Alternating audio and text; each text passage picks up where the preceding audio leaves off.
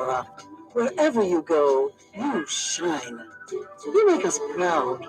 Despite our challenges at home, you never give up on us. Our sincere thanks. Wherever you go. Thanks a lot for joining us. Good morning and welcome to the Jamaican Diaspora Live Online here on Power 106 FM, the program created especially for you. Yes, you and you and you. It's a program that seeks to facilitate, encourage, highlight, showcase, feature what can happen when Jamaicans abroad join hands with Jamaicans at home.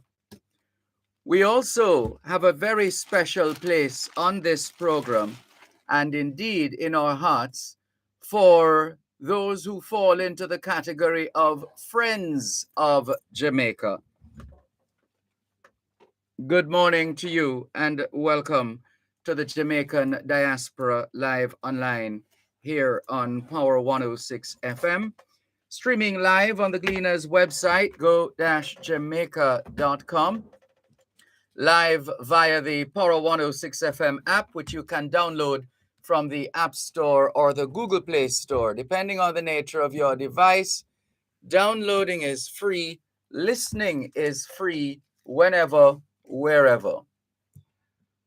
We want to welcome those who are listening to us on the Cleaners website, go-jamaica.com. Subscribers to onespotmedia.com also have access to the Jamaican Diaspora Live Online in particular and Power 106 FM in general. How are things where you are? Please share with us as well, as the late Charles Hyatt used to ask on his Sunday evening program, where are you and how are you? And we like to respectfully borrow that two-part question ever so often, to get a feel of where our listeners and viewers are and also how everybody is doing. So feel free to check in that regard. Where are you and how are you? Please share with us. Norman Hines is first out the blocks from St. Thomas. Welcome, Norman Hines. Good to have you on board here on the Jamaican Diaspora Live Online. Welcome if you're listening to us on 106.1, 106.3, 106.5, 106.7, and 106.9. From Morant Point to Negril Point, from the Goat Islands to Galena Point. This is Power 106 FM, serving Jamaica and the diaspora. Hello to those tuned in via so many other platforms, not least of all, as we have said, the Power 106 FM app, which you can download wherever in the world you are and take Power 106 FM with you wherever you go. How about that? Looking forward to your input. And what are your thoughts on the midterm elections in the great United States of America? What has been your experience in terms of the voting process? Is it getting any easier, any simpler? How does it compare with how we operate here in Jamaica as far as our system is concerned? Our electoral system has a very good reputation at home and abroad. And we're curious to find out if there are any similarities for those who vote in the United States of America and even outside of the US, absentee ballots and so on and so forth. We're here to soak it all up. We want to always hear from you and learn from you and share with you. And so we look forward to your messages. Of course, we're talking to those of us who are already up We know there's a set of us who, and we can't blame them. It's a Saturday morning, and you know how it is on a Saturday morning. You're accustomed to going out to work, for example, Monday to Friday, getting up early, doing this, doing that, and then it hits Friday, and uh, and you start to celebrate. And then Saturday morning, maybe because you preset your alarm to automatically go off at a particular time, you jump up thinking, "Oh my God, I'm late. What? I need to get it together." And then you realize it's Saturday morning, and you go back to bed. Well, I was I was looking at uh, the browser. I opened Google Chrome. Is it Google Chrome? But anyway, maybe another time I'll share that with you. But it does, I think it's Microsoft Edge, and it does share some useful advice that we thought we'd share with you, but we're not seeing it now. It's going through quite a list of stories, trying to retrieve that particular gem of a nugget. But we'll perhaps come back to that another time. Welcome to those joining us. Thank you very much for making it the Jamaican Diaspora live online here on Power 106 FM. Let's turn the pages of the Gleaner virtually as we remind you that you can still get your hard copy for those who prefer to physically turn those pages one by one. But there is the option of subscribing to the Gleaner's e-paper, and then you can turn those pages virtually wherever you are. All right, let's see what's on the front page. Deaf UTech graduate wants more interpreters in universities. And there's a picture of Celine Loban celebrating her graduation from the University of Technology, Jamaica, with her father, Evan Loban, at the ceremony for the presentation of the class of 2022 graduates at the National Arena on Friday. And this story obviously seeks to highlight the experience of those who are deaf. Way clear, suspended Edna Manley principal loses battle to halt disciplinary hearings or to reinstate her. The story is Dr. Nicolene DeGrasse Johnson, who was suspended as principal of the Edna Manley College of the Visual and Performing Arts in 2019 at the height of a sexual harassment scandal, has lost her bid to be reinstated and for disciplinary proceedings initiated against her to be quashed. You can remind yourselves of that story by checking it out on the front page of the Gleaner.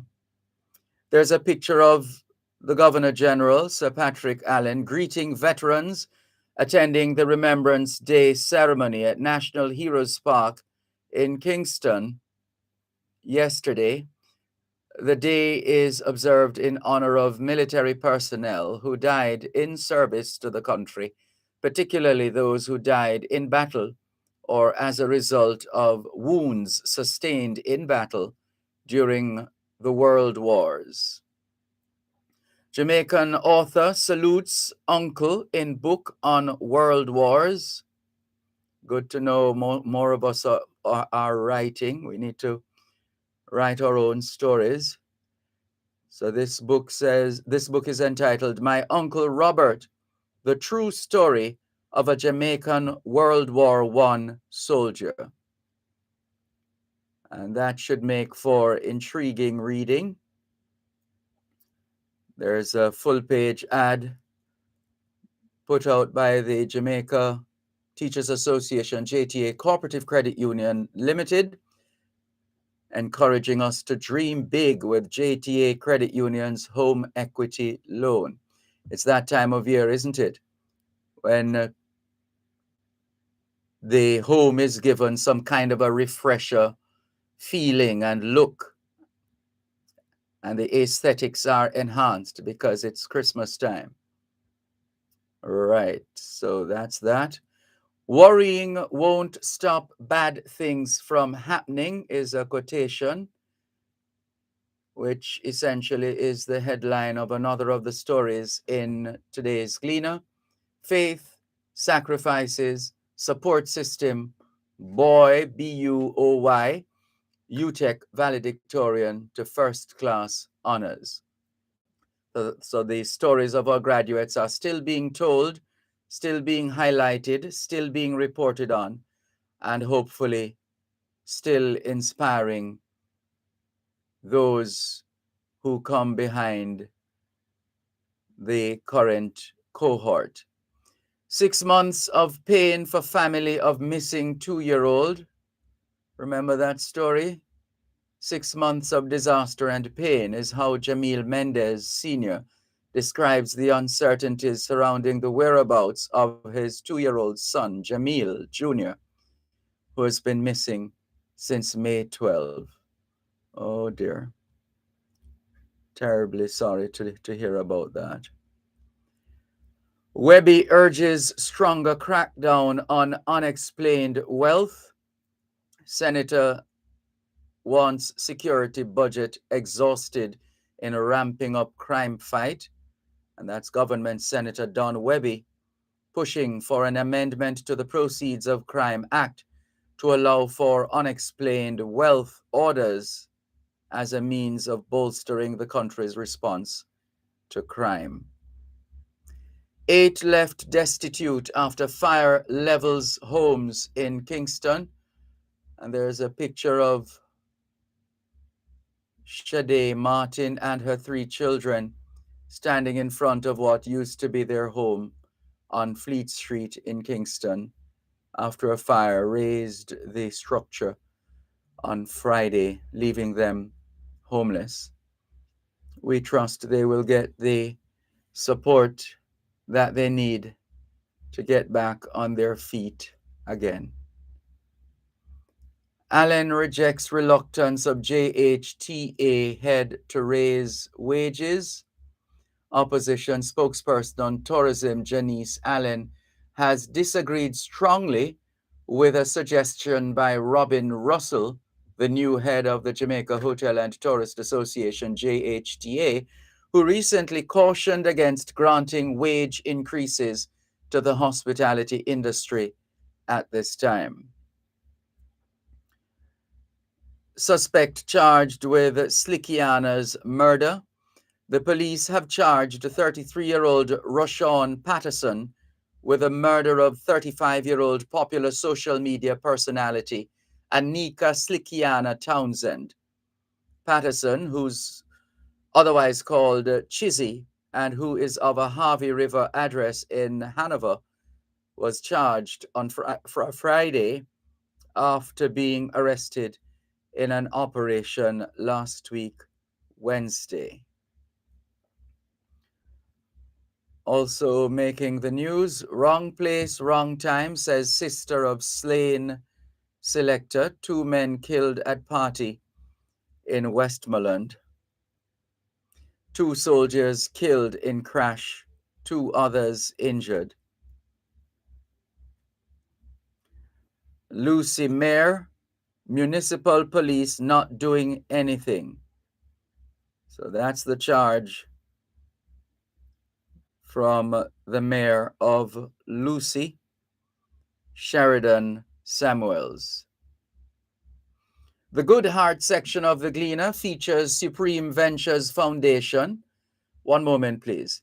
You're listening to Power 106 FM. The time is now 15 minutes past 6 o'clock in the morning here at Broadcast House 32 Lyndhurst Road, Kingston 5, St. Andrew, Jamaica, which means it's 11:15 a.m.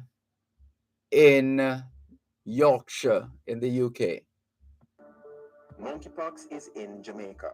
If you are experiencing fever, intense headache, muscle aches, and/or rash on the skin, you must isolate immediately and call ahead to your health center or doctor before visiting. All members of the public should wear a mask, frequently wash hands, and practice physical distancing. A message from the Ministry of Health and Wellness. Tune in to Farm Talk every second and third Tuesday of each month at 6:18 a.m. for the feature Hypro Food Independence. Hypro Food Independence will focus on solutions for farmers, such as land, animal husbandry, agronomy, and more. That's Hypro Food Independence every second and third Tuesday from 6:18 to 6:30 a.m. during Farm Talk, only on Power 106 FM. Hypro Food Independence is sponsored by Hypro. Wherever you go, in tribute to Jamaicans in the diaspora, wherever you go, you shine. You make us proud. Despite our challenges at home, you never give up on us. Our sincere thanks. Thanks a lot for staying with us here on the Jamaican Diaspora Live Online on Power 106 FM, flipping the pages of the Gleaner virtually. Supreme Ventures Foundation announces new cohort of community heroes. VM Foundation aiming to uplift student athletes and coaches. Selma Williams is a serial volunteer. That's another of the stories in the Good Heart section of the Gleaner. Now to the diaspora page of the Gleaner. MP Diane Abbott gets Platinum Award as weekly Gleaner honors stalwarts. And there is a picture of the honorees, the recipients. Also on the diaspora page of the Gleaner, Wes Hall shares his inspirations, challenges in new book, a most compelling publication. The picture alone on the cover of Wes Hall's book, and please don't confuse this Wes Hall with the cricketer. This is not Wes Hall, the cricketer, but there's a story about the name anyway. You should see the picture. It's a picture we have seen before, but it's on the cover of the book by Wes Hall. No bootstraps when you're barefoot. Now, you know this expression about pulling up your straps, your bootstraps, or in other words, straighten up. In other words, do more or do better. Well, what happens when you have no bootstraps because you're barefooted? The story of abject poverty in St. Thomas, growing up in St. Thomas, trying to remember the name of the place because I'm familiar with his story. It's good to see the publication, but you should see this young Wes Hall who grew up in poverty in St. Thomas and now one of the wealthiest men in Canada. And that wealth is not purely material. There's a lot of substantial wealth there in terms of values, principles, integrity, etc., etc., etc. So go out and get your copy. It's an excellent Christmas gift. Wes Hall, No Bootstraps When You're Barefoot. My rise from a Jamaican plantation shack to the boardrooms of Bay Street. And Bay Street is the equivalent of Wall Street Bay Street in Canada, the equivalent of Wall Street in New York. Good morning to Violet White. Thank you for joining us. Good to have you on board. Quickly, let's just continue going through the pages. Saluting the veterans of world wars. One of the letters to the editor. Other letters, Jamaica may be a broken democracy. And yet another asking, where is God? And then there is a collection of readers' reactions to the assault rifle handed over in St. Mary under amnesty. The editorial of today's Gleaner, valuing and preserving our monuments.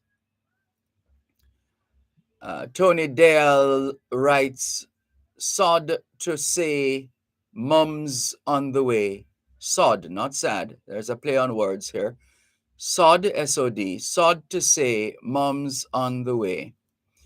America's democracy not trumped in midterm elections. That's the subject of Ronald Sanders's column. Westmoreland Police to repair market roofing.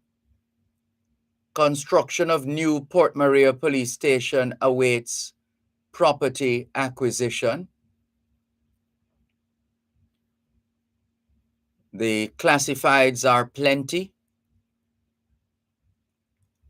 And Black Friday Frenzy is being promoted. That takes place from November 24 to 27. The sports section, JC Edge stats 1-0. Stoke City rename bar Ricardo's after Jamaican legend. That's Ricardo Fuller. And Brazil 3, Czechoslovakia 1. The 7th World Cup final, Santiago, Chile, June 17, 1962. This is a part of the build-up to the World Cup. Argentina taking fewer forwards than Brazil to Qatar. Spain's Ansu Fati back for World Cup. The football frenzy is on. Injured Mane in Senegal's squad. Why not? And other sporting stories. 2022 JGA, that's Jamaica Golf Association, Jamaica Open tees off today at Trial Golf Club. Bennett set to replace Shaw as Kasafa boss. That's the Kingston and St. Andrew Football Association. Mona Casey go for top spot in Group A. Clarendon Edwin Allen in Big Da Costa Cup clash. On the international scene, billions of US dollars in green financing announced at UN Climate Summit. Migrant rescue ship docks in port amid rift. Ease on some quarantine for travelers, even as cases rise. And the entertainment pages are also abuzz. It was a sign. Crystal Brandon Hind brings positivity to interior decor. That's another happening in the Gleaner today. Something extra, a lot of glamorous pictures. The Government of Jamaica procurement pages replete with government programs and projects and policies. Trying times, but love anyway.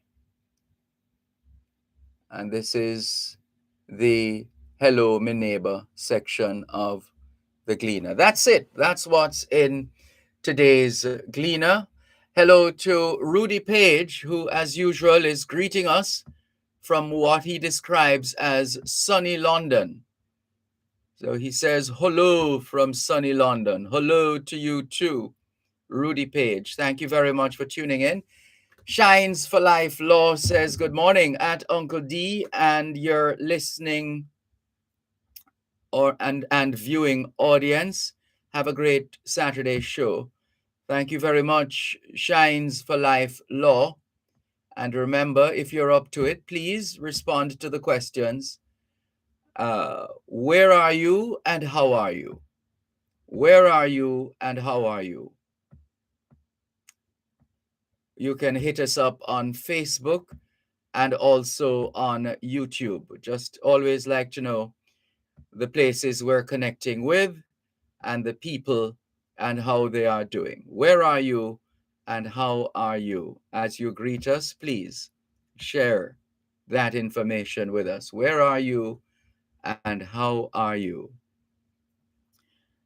We have just completed the review of today's Gleaner, and we continue to encourage those of you who are up to it as the program progresses. If you have a particular viewpoint or position with respect to the midterm elections in the United States, which elections which have implications for all of us.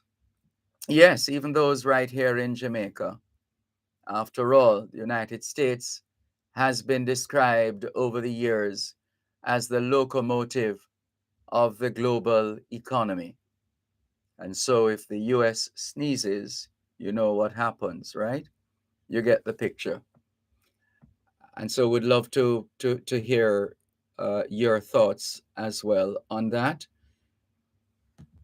But we should also tell you that there's a series of events happening in the diaspora, more precisely in the Northeast, because the Jamaica Diaspora Northeast USA and the Agriculturalist, that newspaper published by Patrick Maitland. So the Jamaica Diaspora Northeast USA and the Agriculturalist, in association with JAMPRO, the Ministry of Agriculture and Fisheries, the Consulate General of Jamaica, New York, and Farm Up Jamaica, combined, they are presenting Food Security, the Jamaican Perspective, with the Honorable Pernell Charles Jr., Jamaica's Minister of Agriculture and Fisheries. Here's the schedule for those in New York and elsewhere in the tri-state area listening. The town hall meeting will look at marketing, trading of Jamaican produce, agriculture investment opportunities, updates on the Jamaican economy, etc. Well, that took place, the town hall meeting took place yesterday evening from 6 to 9 at the Consulate General of Jamaica in New York at 767 3rd Avenue in New York. And they had limited space. And so members of the diaspora were asked to RSVP, which is French for Répondez s'il vous plaît. Répondez s'il vous plaît. Respond, please respond. Whenever you see the letters RSVP, yes, that's what they mean. That's what they stand for. It's French. Répondez s'il vous plaît. Please reply. Right, so that town hall was last night and apparently was hugely successful in terms of the substance of the event, and they got quite a bit of support as well from diaspora businesses like Bolden Trills, A Taste with a Beat, JamaicanFood.com, Fire Bun, as in FYABUN, Country Kitchen Cuisine, Freckles, Beverly's, Day Abroad. Those were all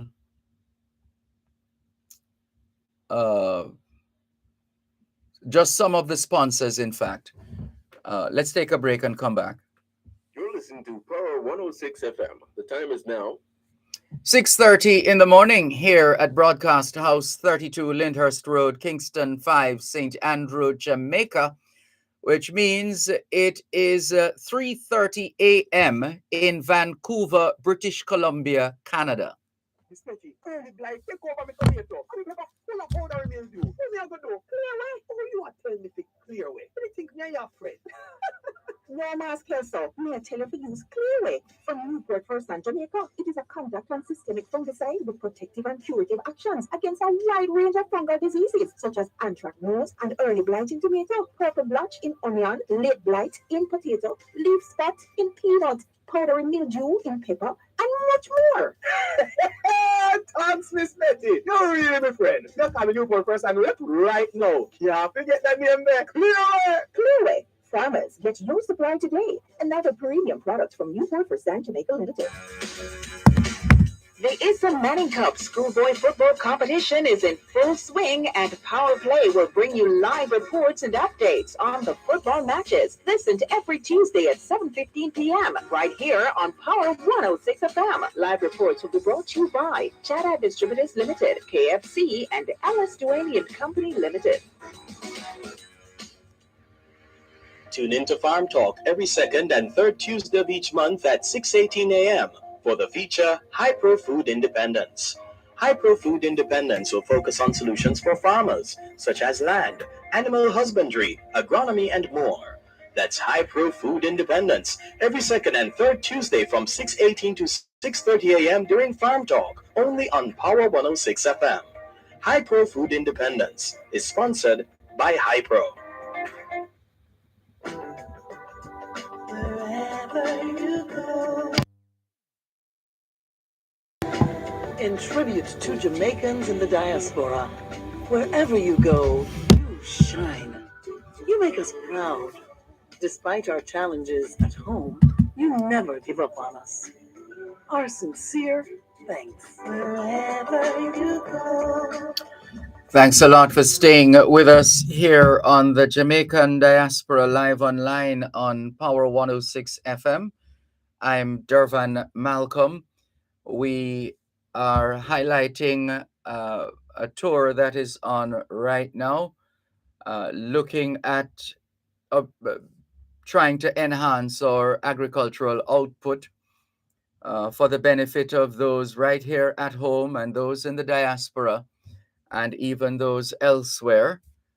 And this is a collaborative effort organized and supported and endorsed by the Jamaica Diaspora Northeast USA, the Agriculturalist, JAMPRO, Ministry of Agriculture and Fisheries, Consulate General of Jamaica, New York, Farm Up Jamaica, and together presenting Food Security, the Jamaican Perspective, with the Honorable Pernell Charles Jr. And the town hall meeting was yesterday evening at the Consulate General of Jamaica. And let's tell you what else is happening in relation to this thrust with respect to food security, the Jamaican Perspective. Also on Friday, yesterday morning, there was a breakfast meeting from 8:30 to 10:30 involving importers of Jamaican produce. And this was held at the Simpson Restaurant and Bar, 673 Atlantic Avenue in Brooklyn, New York. And then between midday and 3 o'clock yesterday afternoon, there was a factory tour, a tour of the Golden Crust operations at 3958 Park Avenue in the Bronx in New York. And this morning at 8 o'clock, there will be a market tour from 8 a.m. to 10 a.m. And the market tour will take place at Caribbean Depot, Gito Farmers Market. Caribbean Depot Gito Farmers Market at 38 Brooklyn Terminal Market in Brooklyn, New York. That's from 8 o'clock this morning until 10. Remember those in the Northeast, remember that we're on the same time now. We're on the same time. You're no longer an hour ahead of us. So when we give times on Power 106 FM, it's the same time where you are. When we give the time here, same time where you are in the Northeast and elsewhere where Eastern Standard Time applies. So from midday to 3 o'clock yesterday afternoon, there was the factory tour at Golden Crust 3958 Park Avenue in the Bronx in New York.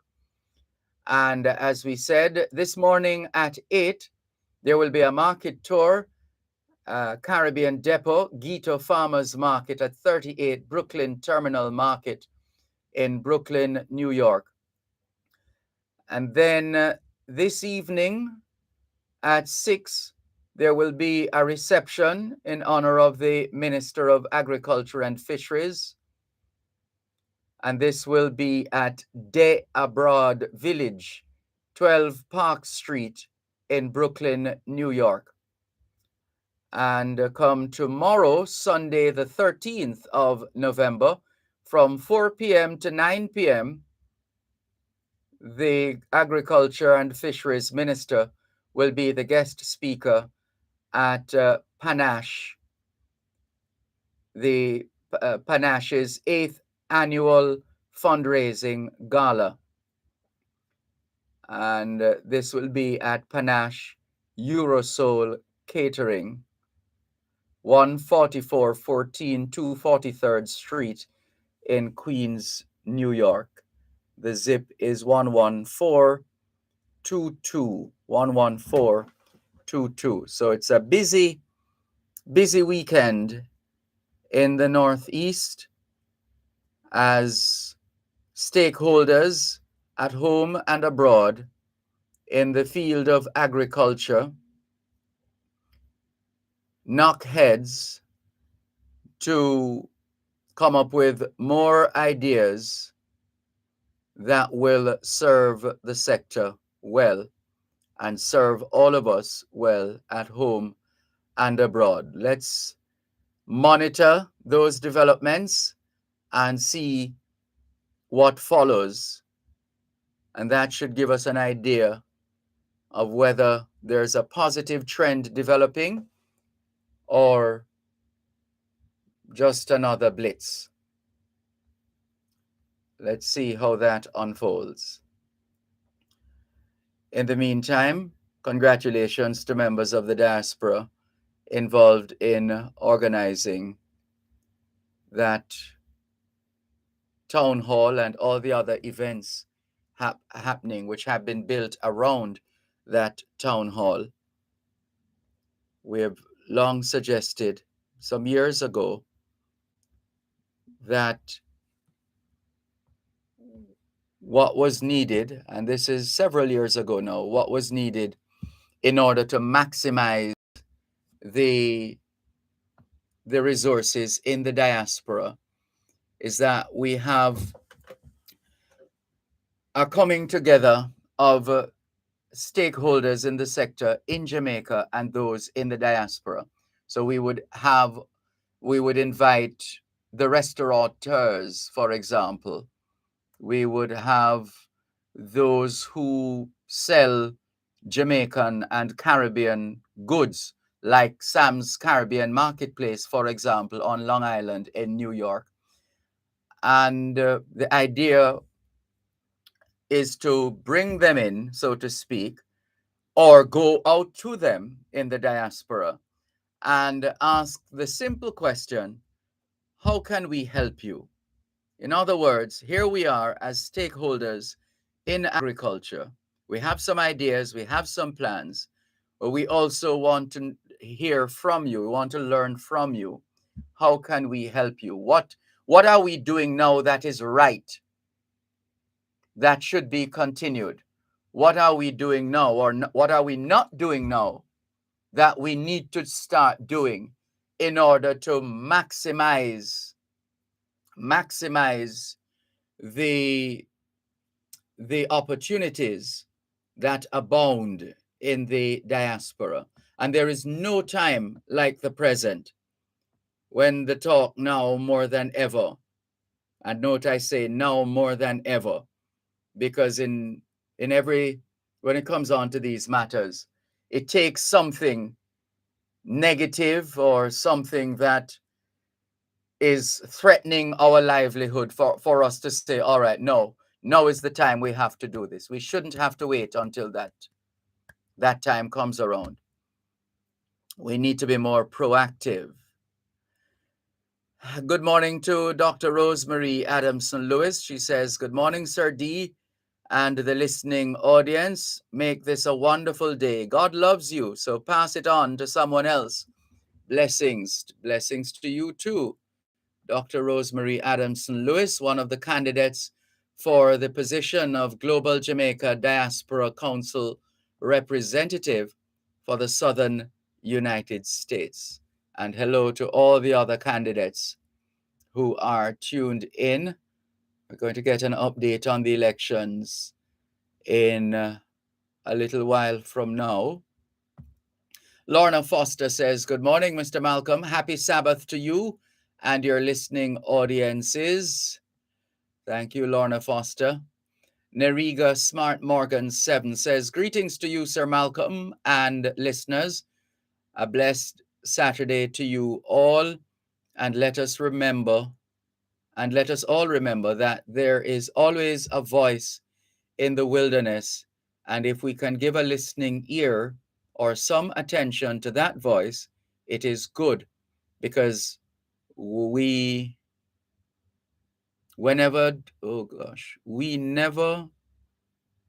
something is missing here. Or is it whenever something comes, we can end up being that voice in the wilderness too.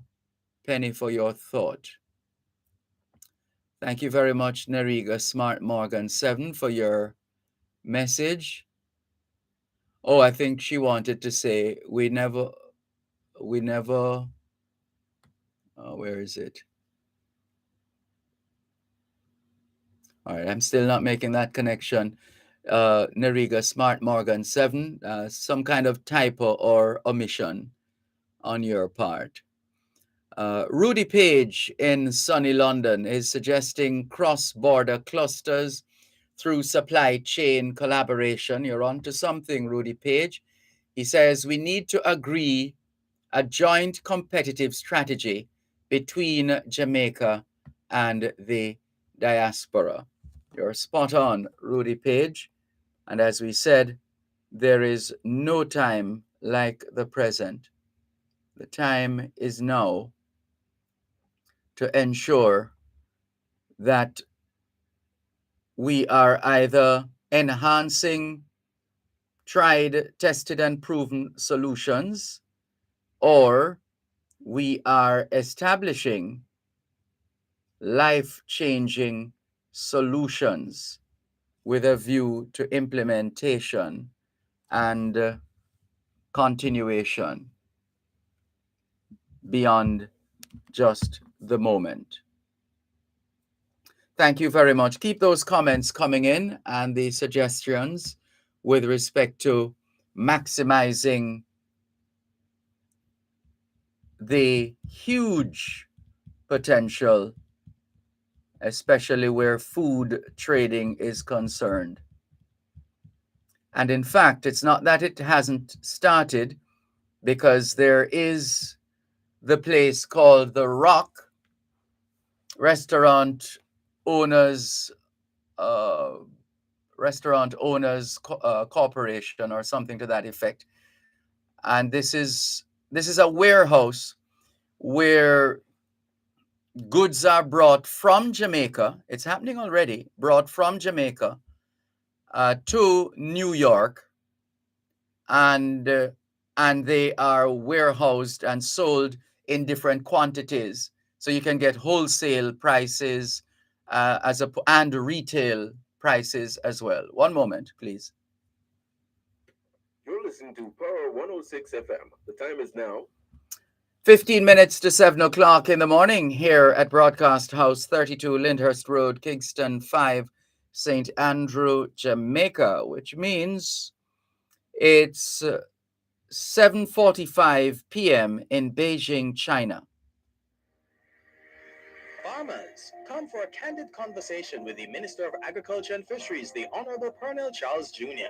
Learn more about the agricultural sector and the role we all play with its development. That's a Morning with the Minister, every second and fourth Friday of every month during Farm Talk with Alfie McKenzie, right here on Power 106 FM. Listen to your favorite programs live on the Power 106 FM app. You can download the app on Google Play Store and the App Store. Can't catch your favorite show live? Then listen to your show on our podcast library, wherever you are, whenever you wish. Power 106 FM, the digital sound, where all views can contend. Now online via the Power 106 FM app.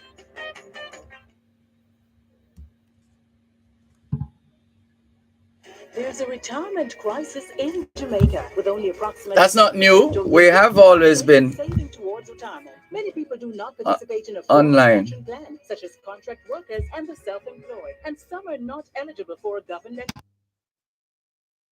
has the opportunity to participate in a pension plan and secure a monthly income for their retirement. Join Real Business every Monday at 9:30 a.m. for an informative discussion with Peter Rose Hall, Managing Director of BPM Financial, discussing the importance of retirement planning and the solutions to move Jamaica out of this crisis. Retirement Wealth Creation is brought to you by BPM Financial Limited, taking you higher.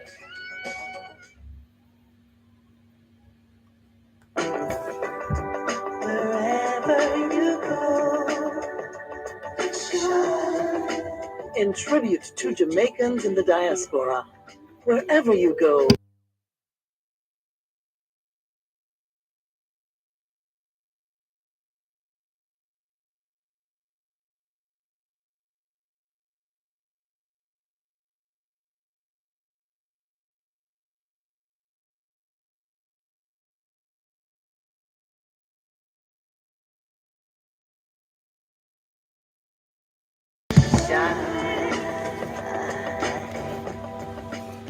Thanks a lot for staying with us here on the Jamaican Diaspora live online on Power 106 FM.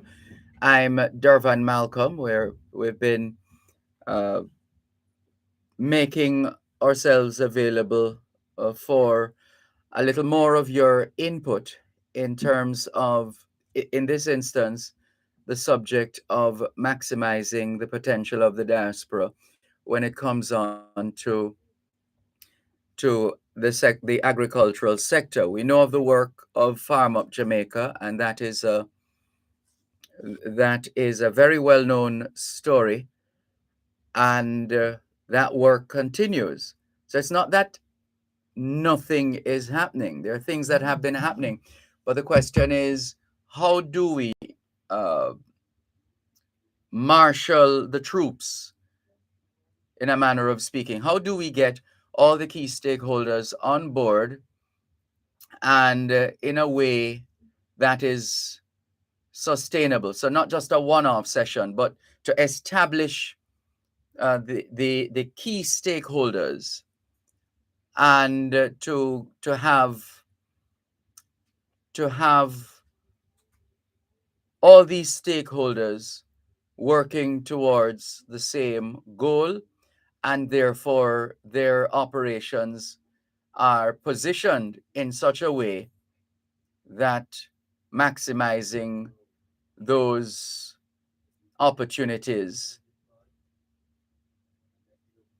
can be seamless, because the synergies would have already been established. So you set that in motion, and the challenge now is to keep up and to maintain and even surpass the standards that are established. So keep those comments coming in, but so far so good. There are sectors of the diaspora that are already plugged in. But we need more hands on deck. That's the thing. We need more hands on deck. Good morning, Dr. Trevor Dixon. He says, good morning, Dervan, Malcolm, Rudy Page, and the entire Jamaican diaspora. 67 degrees in Morristown, New Jersey. Unity is strength, says Dr. Trevor Dixon, emergency medicine physician at Jacobi Medical Center in the Bronx, New York, and the founder of Jaja Foundation, Jamaicans Abroad, helping Jamaicans at home. And congratulations. How was last weekend? I gather it was a blast. Your fundraiser, your black tie gala in where was it? Morristown, New Jersey. How was it, Dr. Dixon? Looks like it was quite a blast. Gray Shib says, good Saturday morning. Good Saturday morning to you too, Gray Shim. Thank you very much for checking in. Gray Shim says, good Saturday morning, Mr. Malcolm. A storm-weary weekend as we recover from Ian and Nicole. Gray Shim is in Florida. On this west sun coast of Florida, sun is shining and we have life, says Gray Shim. Sun is shining and we have life. A moment to be thankful. Walk good. Thank you very much, Gray Shim. Thanks for your message. All the best. Beveline in Toronto, Canada says, good morning, Sir D. Late. I am upset getting a water bill from NWC, $98,000. What? No leaks, no work going on. Barely get water when I am there in Jamaica. 98,000. Well, here's the thing, Beveline. We don't know the situation, but we have heard of similar. We have heard of similar stories, real stories,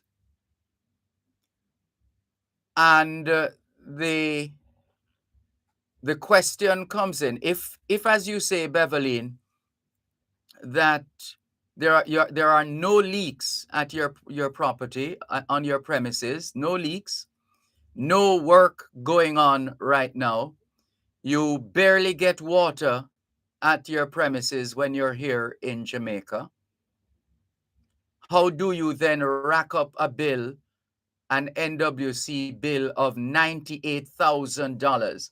The water bill, no matter how poor people are, the water bill is the least costly usually. People getting water bills for $500, $1,000, $1,500, $2,000, $2,500, $3,000, $3,500. But could it be, Beveline? Could it be? Well, let's put it another way. Do members of the community or the general public have access to the pipes in your yard, Beveline, on your premises? Are your pipes accessible?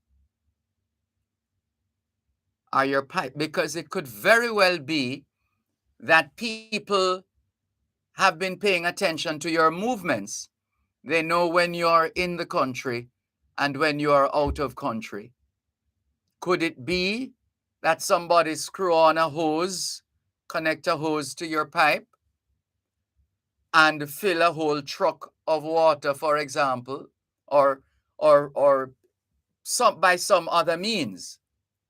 Could it be that people are using your water when they know that you are not at home, Beveline? Especially your home away from home being Canada. We're putting it that way. I'm just saying. That's something to be examined, Beverly. And going forward, you perhaps will have to say to the NWC, I will not be at my premises from this date to the other. Could you please disconnect my water supply? I want my water supply disconnected. So if you have that approach, Beverly, then you don't have to worry when you do the, I don't know if it's the 3-month thing you do, or 6 months, as in 6 months in Jamaica, 6 months in Canada, or 3 months in Jamaica, 3 months in Canada, whatever is your schedule. Let the National Water Commission know and ask them to disconnect the water. And it's the same thing with the electricity for Jamaicans who maintain homes at home and abroad. When you are going to be away, especially for an extended period, ask the utility company, whether it be the JPS or the NWC or the cable people, ask them to disconnect your service for the time that you're going to be away. That's what we would suggest. I see Beverly saying, no access, the house is gated. Well, we don't want to appear to be just going on this subject, but you say no access, the house is gated. What does that mean, Beverly? People are not able to, is it possible that people could still access your premises and use your pipes? Is it possible, based on how, well, maybe the height of your fence, or the nature of the fence, etc.? I'm just saying, let's look at all options. But clearly, something is not right with that bill. A $98,000 NWC bill is not on. As we said, the easiest bill to pay, no matter how poor you are, is the water bill. The water bill. The easiest bill to pay. Everything is relative. Yes, we know. But we're not talking from the seat of the pants. We're talking based on the facts that we know, the evidence that is before us. So something is definitely wrong.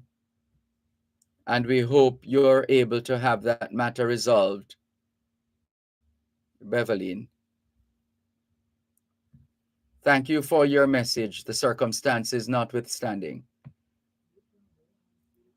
Gray Shim says, what 2 agricultural shows are held annually in the homeland? I know of Denby. It's not just 2. We have more than 2 agricultural shows, Gray Shim. So Denby is the big one, the Denby Agricultural, Industrial and Food Show at Denby in Maypen, Clarendon. We also have the St. Mary Agro Expo at Gray's Inn in St. Mary. There are also shows like the one that is held, I think it's this St. Andrew Association of Branch Societies, the Kingston St. Andrew Association of Branch Societies. That's usually held at Jamaica College, that agricultural show. There is also Montpelier Agricultural Show. That's in St. James, somewhere close to, is it close to Westmoreland, somewhere around that side. And there, I might be missing a couple others. So we do have a few agricultural shows. Gresham. Thank you for your message. Rudy Page says, good morning, Trevor Dixon. Looking forward to future collaboration. And Dr. Dixon says, our fundraiser cannot be described in words. One moment, please. You're listening to Power 106 FM. The time is now 7 o'clock in the morning here at Broadcast House 32 Lyndhurst Road, Kingston 5, St. Andrew, Jamaica, which means it's 3. Your health is key to your life. Suffering from muscle, joint, neck, back, and other pain? The Rehabilitation Institute of the Caribbean, providing medical care for function and performance in association with Winchester.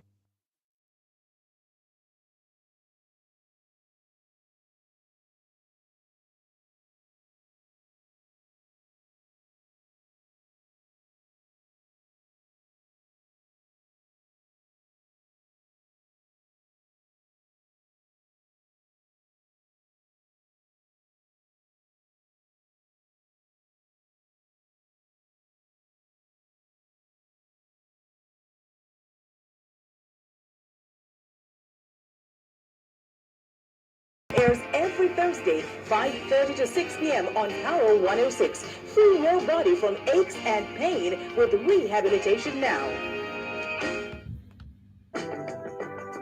Wherever you go, in tribute to Jamaicans in the diaspora, wherever you go, you shine. You make us proud. Despite our challenges at home, you never give up on us. Our sincere thanks. Wherever you go. Thanks a lot for staying with us on the Jamaican Diaspora live online on Power 106 FM. Still streaming live on the Gleaners website, go-jamaica.com, live on your smart devices all over the world. So Dr. Dixon was telling us, he says, our fundraiser cannot be described in words. I received tremendous support from good-willed Jamaicans and friends of Jamaica.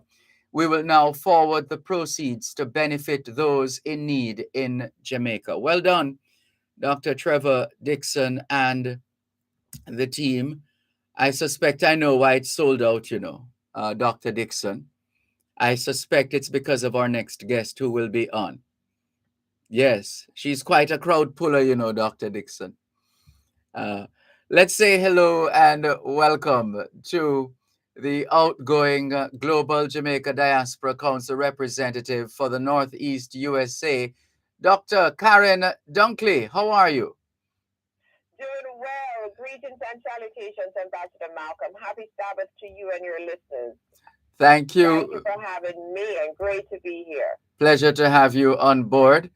Your humility doesn't allow you to respond to utterances like the one I made before. Listen, let me just congratulate Dr. Trevor Dixon, Karen Shields, the entire team. Nothing at all to do with me at all. I was just honored and humbled to be a part of it, Dervan. It was such an amazing event. The message was simple. Invest in Jaja. Invest in Jaja. Jaja.org. Give a donation today. Put Jaja in the estate. Make a monthly donation to Jaja Foundation. It's just an amazing organization, the work, the legacy, the heart of Dr. Dixon and the team. I've never met someone, Dervan, in this role. You meet so many individuals. I have to say that Dr. Dixon is ever so humble, ever so brilliant, and ever so diligent in thinking about moving healthcare and just medical care in Jamaica, access, equity, quality forward. So I'm just so blessed. They are blessing me, and I'm blessed and better for having been affiliated and knowing Dr. Dixon, Jaja Foundation, and the entire team. Well put. Very well put, Dr. Dunkley. Can we go back a bit before we deal with the matters at hand in terms of the Global Jamaica Diaspora Council elections for both the seniors, well, the adults, well, what am I trying to say? The youths and the others. But anyway, in terms of your own, uh, I'm trying to take you back to that time before you got involved with the diaspora movement, doing diaspora work. What is it that got your attention? Who is it that got your attention, and ultimately led you to becoming such a key member of the diaspora? Really, this is so nostalgic for me just to remember when the code was formed in January 2020 and the call was issued for candidates to run. I know definitely at the time the ministry and certainly the consulate here and consuls and missions all across the globe were really charged with finding individuals. Of course, everyone has to win an election because it's an elected position. My position is. And so we got the call from the consulate, from the CG Wilson, who said, hey, that the Global Jamaica Diaspora Council is coming. Is this something that you're interested in? Reaching out to different individuals just across. And then the alumni, the St. Catherine High School alumni, the Precious family said, wait a second, Karen, there's this council coming on board. So between the alumni, these are people who I graduated with, I went to school with, you know, Dervan in Jamaica. When you attend school, you typically live in communities that are nearby. So it's not just school, it's a friendship, a relationship, and just their interest and their belief that this role and this position was right for me really got my interest and attention. And then Dervan, guess what now? I'm a policy person. So when I heard that and learned and I did my research and it spoke about being able to contribute to Jamaica's policy areas, and these are the developmental areas according to the United Nations: education, health and wellness, crime, citizen security, youth empowerment, social empowerment. These are all issues. This has been my life's work. So I think that pulling the triangulation, the trifecta of the call to action from all of these various entities and just my own personal will to give back the life of service really attracted me to serve Jamaica and my people in this role. And I've heard the answer, but I still have to ask the question. I mean, this is not a paid position. Why would you want to take on added duties, extra work, and you're not getting paid to do it?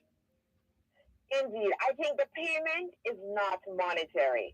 What it is that the person who becomes energized from service, someone told me, and I think it was Raman Lynch, the city chair in New York, he always says that community service is a calling. And in our faith communities, we say a lot that service, servant leadership is a true calling, Dervan. This is not the kind of role for someone who is simply interested in self.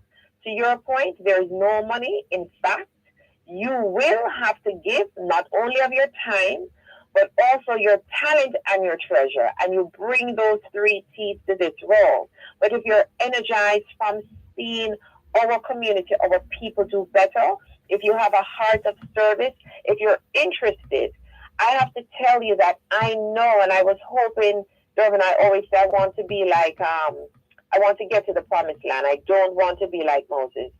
But I believe that as Jamaicans, we, in terms of our development, we're right at the cusp, we're at the tipping point. And when it comes to just the arts, the sports, our faith community, development and commerce, I know that we have the skills and the talent to get us to that next level. So if you are a believer and you believe in the fundamental strength and goodness of your people, this is the role for you. This is not the role for someone who's coming in and, you know, they're into big titles and, you know, we're better than the next person and it's elitism, or you're waiting for a big check. This is not that role. This is a role of service. This is a role of humility. This is a role of collaboration. And we led with the 3 C's, Dervan. Communication. We have to get out and be among the people, that the diaspora is not an elite organization. The diaspora is any person, any member who lives outside of Jamaica. It is a movement. And so because of that, we've been inclusive for those who are accountants and Dr. Dixons and lawyers and doctors, but also for Uber drivers and fast food workers and nurses aid and the unemployed and those who may not have their quote-unquote legal status, documented status in America. That is who the diaspora is, and we are in service to our people, both here in the United States and in Jamaica. And as you reflect on your tenure as Global Jamaica Diaspora Council representative for the Northeast USA, what kind of thoughts come into your mind? We have had, well, first let me thank the team. Before we can say that we have achieved any modicum of success, we have to acknowledge our team. And Ambassador Malcolm, we've had quite a stellar team in our 14 states in the Northeast, our state chairs who really heralded the call, because when we came in January 2020, we were elected in late 2019. We started in January 2020. By March of 2020, a global pandemic, the COVID-19 pandemic, we bore witness to how that would continue to change the way in which we interact. So the team of state chairs that holds the communities together, and really the call was simple. Who are the organizations? Who are the people in Vermont, in Maine, that we cannot reach to, that we need to engage, again, communicate, connect, and collaborate within the global Jamaica diaspora in the Northeast? And then we had our sector chairs, those for health and wellness, Claudette Powell, citizen security, Stafford Grant. We had economic development and empowerment. Ambassador Malcolm, during the COVID-19 pandemic, this team, Tracy Tomlinson Dixon, Wayne Thompson, Tracy and Brahma. Can you imagine the amount of money in forgivable loans? 32 businesses we assisted with filing for the COVID-19 pandemic help. And to date, these businesses are still, because they're still functioning and alive because of the assistance that they receive. So it really has been the team. And without the team, we would not be where we are today. So we have to applaud and thank them for their service, because they too have paid a tremendous debt. We owe them a tremendous debt. I don't have enough words, and words at this moment elude me, just to express and convey my gratitude to them. But they certainly have been just individuals who, Dervan, I describe as the gold standard of diaspora engagement and the gold standard of giving back to Jamaica. But the sectors were very active. The outcomes are there in terms of the mental health support.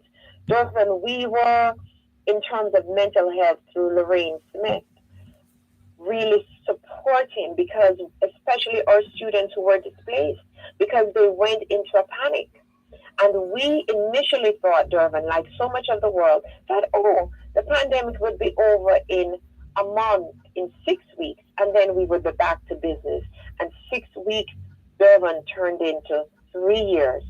Our faith community and Lorraine, we were on the phone doing mental health counseling. Before there was a word for it, we were doing telehealth medicine, not realizing that that's what we were doing until we were given a name for it.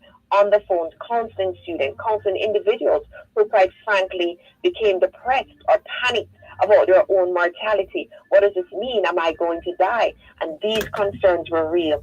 And not to take too much longer, but our faith community, the Bishop Barclays, the Bishop Hewitt Coward, who did the food bank and continued to feed families as families became displaced. So we are truly, truly blessed. That I would be remiss if I didn't highlight Dr. Gary Rule and our Chief Medical Advisor, Dr. Robert Clark, because at the time, much of the intelligence that we were communicating, the resources out to the community, here is how we need to address COVID-19, what we need to do to ensure that we don't have, that we limit the rate of spread and the infection rates, and to ensure. At the time, we were just seeing dead bodies, Dervan. I lost a cousin during the pandemic. He just died. Went in our hospital, had COVID, and died. And we were seeing body bags. Imagine the psychological impact to this day. I could see it in my mind.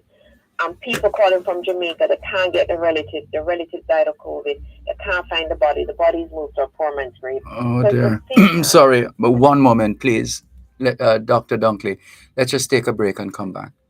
Healthy habits start with washing your hands several times per day with soap and water. If soap and water are not available, use Benjamin's hand sanitizer and rubbing alcohol. The time by Benjamin's is 15 minutes past 7 o'clock in the morning here at Broadcast House, 32 Lyndhurst Road, Kingston 5, St. Andrew, Jamaica, which means it's 8:15 a.m. in Hamilton, Bermuda. Gary, you look what learners were there, don't it? Yeah, man. Oh, you ready for yours? Yeah, I want to know which part to start. It's easy, man. Just follow me. I'm reached 17 years old and can't read and write. You can get a learners. But first, if you pass the road code test, you can make an appointment for the test by emailing roadcodetest@mtw.gov.jm or by calling 876-754-1900. Or you can visit any examination depot. After you pass the test, you pay $1,800 at the nearest tax office, and just like that, you're good to go. The Island Traffic Authority, an entity for road safety good. There's a retirement crisis in Jamaica, with only approximately 10% of the working population saving towards retirement. Many people do not participate in a formal pension plan, such as contract workers and the self-employed, and some are not eligible for a government pension. Every member of the workforce has the opportunity to participate in a pension plan and secure a monthly income for their retirement. Join Real Business every Monday at 9:30 a.m. for an informative discussion with Peter Rose Hall, Managing Director of BPM Financial, discussing the importance of retirement planning and the solutions to move Jamaica out of this crisis. Retirement Wealth Creation is brought to you by BPM Financial Limited, taking you higher. Wherever you go, in tribute to Jamaicans in the diaspora, wherever you go, you shine. You make us proud. Dr. Trevor Dixon, writing on our Facebook page, says, in terms of Dr. Dunkley's legacy, she was a tremendous leader at the time when COVID-19 was creating havoc around the world. She led us through the pandemic, providing resources for Jamaicans living in Jamaica, and more importantly, those trapped between here and Jamaica, or college students whose numbers were tremendous. She's a proud Garvey student. We are blessed to have her. Let us treasure her, says Dr. Trevor Dixon of Jaja Foundation. And of course, speaking there of Dr. Karen Dunkley, who is the outgoing Global Jamaica Diaspora Council representative for the Northeast USA. And going to the break, Dr. Dunkley, you were sharing with us the devastating loss of lives, not least of all, one of your family members. That must have been quite something. And one can only imagine the mix of emotions trying to serve people while having to contend with the loss of a family member. Absolutely. And just to highlight and thanks to Dr. Dixon, because the students especially, we recognize and we always say to them now, make sure that you with a consulate wherever your mission so that we know where to find you, because they were in need of everything. Again, we ask people to open up their homes, Dervan, and just open up your home for 6 weeks because universities were telling them that they could not come back. And 6 weeks turned into these extended periods because then nowhere in the world. You could not travel, you could not exit or enter. And so the Jamaican people gave. So it really is the Jamaican people to whom our thanks or gratitude, really it belongs simply to them. And I look at how we had to pivot. That was the word, pivot to online learning. And we were working with Sam Sharp Teachers College and Michael Teachers College because it was new to everyone. How do we deliver just using a digital platform? And then we confronted access issues at home, and we supported with the Chamber of Commerce, Lisa Doy and Melanie Sabati, internet hotspots for young people who were in high needs communities, could not afford the internet. So we had internet at the corner shop, at hotspot at the corner shop. So these are the kind of partnerships that continue with the faculty, with the families and the mental health, with the Jamaica Cancer Society, with Dr. Elaine Knight and Jazz Clayton Hunt from Jamaican Organization of New Jersey. So we have just across the organization, UJA, the Jaja Foundations, the Jamaica Medical Mission, Help Jamaica, where the historic mission that was led, the historic mission under the Consulate General of Jamaica, the auspices, the Ministry of Foreign Affairs, Jaja Foundation wrote a proposal for 7 of March. So when you talk about legacy, it's the people's legacy. And that is what this role is about. Service to the people. Karen Dunkley's Dervan. One day I will become a memory, a talking point. But the impact of the work, the measurable work, still remains. And that's just the project. We haven't even spoken about the policy areas. We continue to agitate around placing diaspora members on public boards in a substantive way. We continue to agitate around full constitutional reform. We need full constitutional reform. We're still operating under the order of the Privy Council. So what will it take for us to come and say on these areas we are aligned that Jamaica will become a democratic republic and remove the Queen and now the King as head of state? What will it take to say that we want to implement term limits on those who serve? What will it take to ensure that citizens that we're no longer members of the Commonwealth? So if we are citizens in the United States of America, it means that we can also run without having to give up our citizenship for public offices in Jamaica. What will it take for diaspora to have an independent senator appointed in Jamaica strictly and solely for diaspora affairs? So we haven't even uncovered and really delved into the policy areas that we need to pay attention to. It sounds like, by virtue of all that you just said, that you have essentially created a list of things that need to be done, which means the next team of representatives will need to hit the ground running. Yes, hit the ground running. I love the metaphor. I love the energy, Ambassador Malcolm. Hit the ground running. And here it is that we don't give praise and credit as much as we should. But I have to tell you that what I have discovered in this role, that we have an engaged diaspora. And if we were to truly create a mechanism whereby Jamaica could get the best thinking, the best skills, the best partnerships, not saying, Dervan, that we know better, but that we're going to work in true collaboration, I know that we, in terms of our potential, we would be unstoppable and unmatched, because the diaspora organizations, they have the know-how, they have the organization, and they have the resources. We spoke about JAJA earlier, Jamaican National Association, Jamaica Organization of New Jersey, the Union of Jamaican Alumni Association. The list continues. And so we as a people just really need to organize, and ensure that this communication, collaboration, connection has a pathway so we can grow.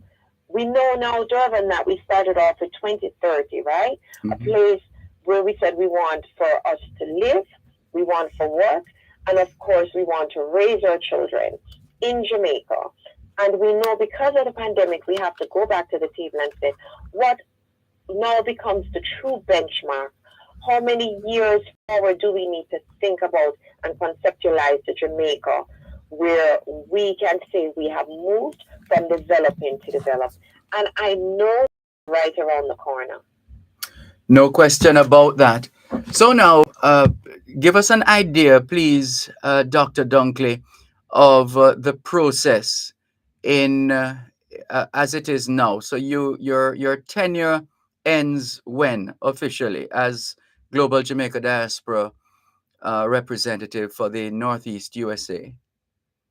My tenure officially ends the end of December. So 30 days out September, April, November. All of us at 31. Mm-hmm. That's how I know how many months. Those little jingles that they taught us in school. Yes. Yes. So 30. So December 31st I officially demit office, and I say we because I am elected, but the team officially demits, and whoever comes along in this role will create, if they so choose, a new team. My role is an elected one, as we have 14 states in the Northeast. There are 3 elected positions in the United States for the Global Jamaica Diaspora Council. What is new this year and different, and we must highlight this, is that the members of the Youth Council will now for the first time be elected, Dervan, instead of they will no longer be appointed.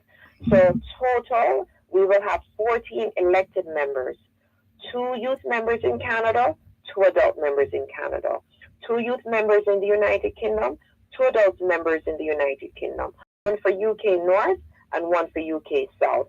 And for the first time, again, in the United States, we will have 3 elected youth members, 1 in the Midwest West, 1 in the Northeast, and 1 in the Southeast, along with the 3 adult elected positions for the Midwest West, Northeast, and Southeast. So our tenure concludes December 31st of this year. What does that feel like at this point? Bittersweet.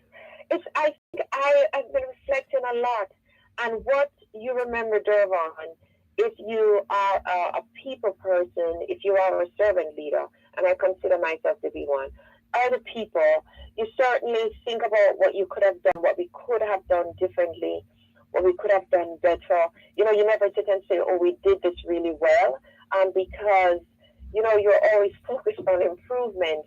And my goal as a leader, and legacy is about building a pipeline and ensuring that those who come behind us are even able to do and create something better and even more grand and even more sustainable that really deepens diaspora engagement.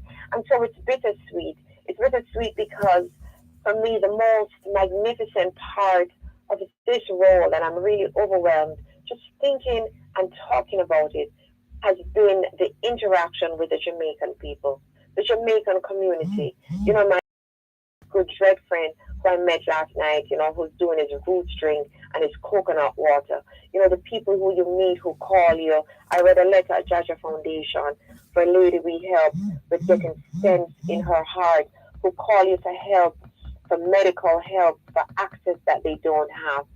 People who might be struggling, or people who might want to contribute, who might want to give. It's not always from a perspective of need. It's a perspective of I want to contribute. I want to give.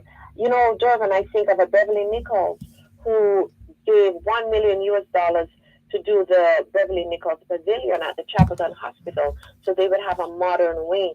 I think of when the call was issued for people to open their homes, to give of their talent to help people complete the application, because we are a community, Dervan.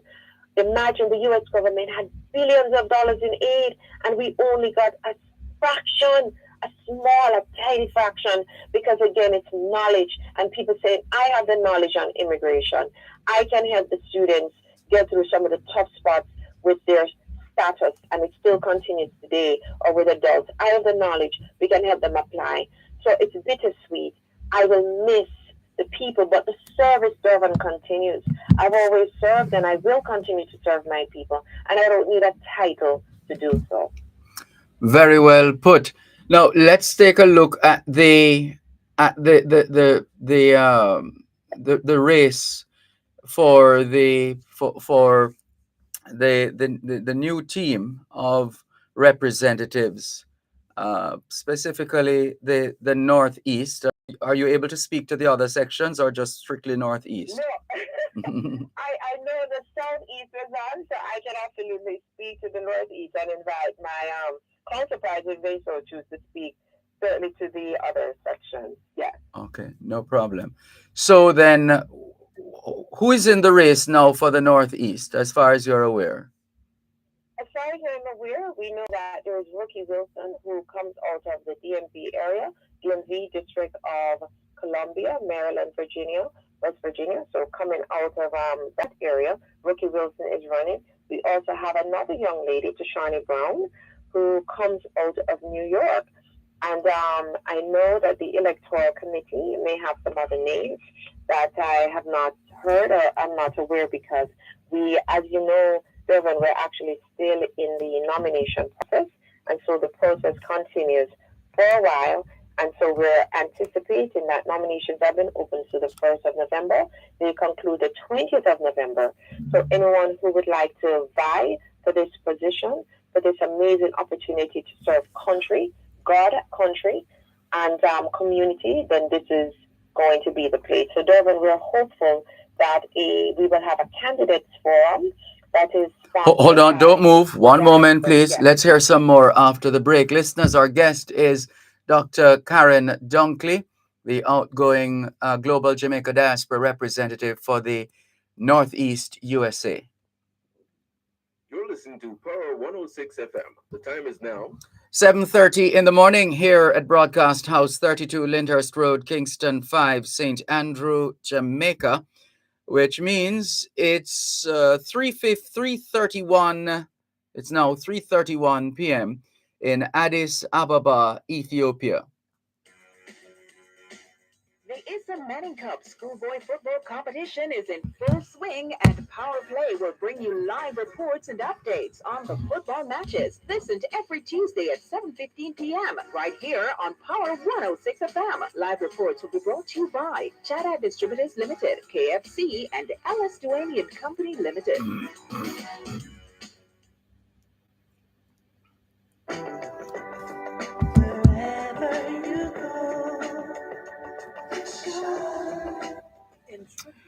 Thank you so much for staying with me here on your program, the Jamaican Diaspora Live Online on Power 106 FM. I'm Dervan Malcolm. Our guest is Dr. Karen Dunkley, Global Jamaica Diaspora representative for the Northeast USA, and she has been reflecting on her time of service and paying tribute herself to those who have supported her and by extension supported Jamaica at home and abroad in the work that has been done and is still being done as we speak. And we were about to learn more about with respect to the candidates. This election is still quite fluid, quite dynamic, right, Dr. Dunkley? Yes, quite dynamic and open again for individuals who again have a heart for service, who understand the issues, or who, if they don't understand all the issues, they're at least willing and open to learn about them. I have learned so much from just a tremendous knowledge. So the nominations are ongoing now. We know that there's Rookie Wilson to Shawnee Brown. You can send an email. For more information, we'll connect you with the Electoral Committee, connect you with the consulate, and as well as the embassy. There are 4 states. We know in the DMV area, these states align to the embassy in DC, and our other states align to the consulate of Jamaica in New York. And you could send us an email at nediaspora@gmail.com. Very important, Dervan, is the voting. Mm-hmm. Every member, if you are a member of the diaspora, you're eligible to vote based on where you live. But we need you to register to vote. And coming out of the U.S. election, just on Tuesday, we see how critical registering and voting is. So we're encouraging everyone to register to vote at glowjamcouncils.com. glowjamcouncils.com. glowjamcouncils.com. So register to vote if you would like to run, if you want to talk to me about the role, any questions you may have, absolutely, any concerns, any insights. You may want to share some insights. Help us get the word out. You know, Dervan, I hear a lot, Lord Karen, people still don't know about the council. And on Tuesday, people are like, oh, it's election day, and this is United States of America. So it's a team effort. It's ongoing. Each one teach one. Every maker make a mucker. One cocoa. So tell somebody, tell your family, tell your friends that this is the Global Jamaica Diaspora Council, and we are not an arm of government. Who we are individuals. We are situated in the Ministry of Foreign Affairs and Foreign Trade because our role is to really work in consultation around policy areas with government. and all of the other areas that emerge for us to move Jamaica forward. So we're not political in the sense, we're not aligned to any one political party. We know that sometimes partisanship may creep in a way where we feel like we can't work together. But here's the thing, and Dr. Dixon said this, I'm a Garveyite, and it says a people. Marcus Garvey, the most honorable, said a people, Dervan, without a knowledge of their past history, origin, and is like a tree without roots. So this role is about the liberation of our people. It's about healthcare access, education access, quality, and equity. It's about teaching Marcus Garvey in schools. Those are the policy areas I'm talking about that we need to fight for. Why aren't we teaching Marcus Garvey? Why don't we have intentional civics being taught in Jamaica so that our young people can grow to love themselves, love their skin color, love their hair, love their history, and use it to propel them into an empowering vision of the future. That is what this role is about. Absolutely. Thank you. You've said it well, as you are one to do, Dr. Dunkley. So now the nominations are open right now, and you've spoken to the eligibility criteria. What's the next step, and what's the date for that? Sorry, go ahead. That's a great, thank you so much. Nominations are open. You have to be clearly a Jamaican or of Jamaican heritage. And if you visit the Ministry of Foreign Affairs and Foreign Trade website and you click on it, you could read their terms of reference that govern the position, how you operate, the ethics around it, what you can and cannot do in terms of fundraising and representing government. It speaks explicitly. It also speaks to the national diaspora policy that guides, for example, the implementation of global diaspora engagement through a secretariat in the region and the different policy areas. So you need, as a representative, to be familiar and go to the Ministry of Foreign Affairs and Foreign Trade, their website, mfaft.gov.jm, and you can read more. There, you have a brochure if you want to run for the Youth Council. If you'd like to run for the Global Council, you could find the brochure. Once you have been nominated and the Electoral Committee accepts your nomination, and Dr. Mackenzie is the Electoral Committee Chair for the Northeast. Again, you could email us at anydiaspora@gmail.com. The Electoral Committee will guide the next process. You're in your campaign period, working through the consulate to make sure that it's a free and fair election, which we will ensure. I have to tell you, Dervan, when I ran, Dr. Mackenzie was just simply phenomenal. She ensured that we did the right things, that we stayed within the confines, free and fair election, that everyone had their voice, and she held a process above reproach. So thanks to her for her service. And then the election period where now we have to vote. So we register to vote. What we noticed, Dervan, is that the number of individuals who registered to vote, not everyone voted. And that is not unusual. We just saw it recently in the U.S. government election, but voter turnout was high because of voter enthusiasm. So we need to bring that level, not just to register, but just really to vote within the election period, the voting period, which is the 23rd of November through to the 16th of December. Again, it's the 23rd of November through to the 16th of December. And the voting is online. And so I'm asking those of you who may want to vote, and you say, boy, I'm going to know my candidate's online thing, call us. We know that there's somebody at your house, a grandchild, a niece, and nephew, who can help you to get on. And you'll know to write down your username and password so that you can go in and vote. It's very important to let the voice be heard. Well said again, Dr. Dunkley. Now then, in terms of the voting process, as you understand it, how does that work? How am I able to cast my ballot, whether virtual or physical?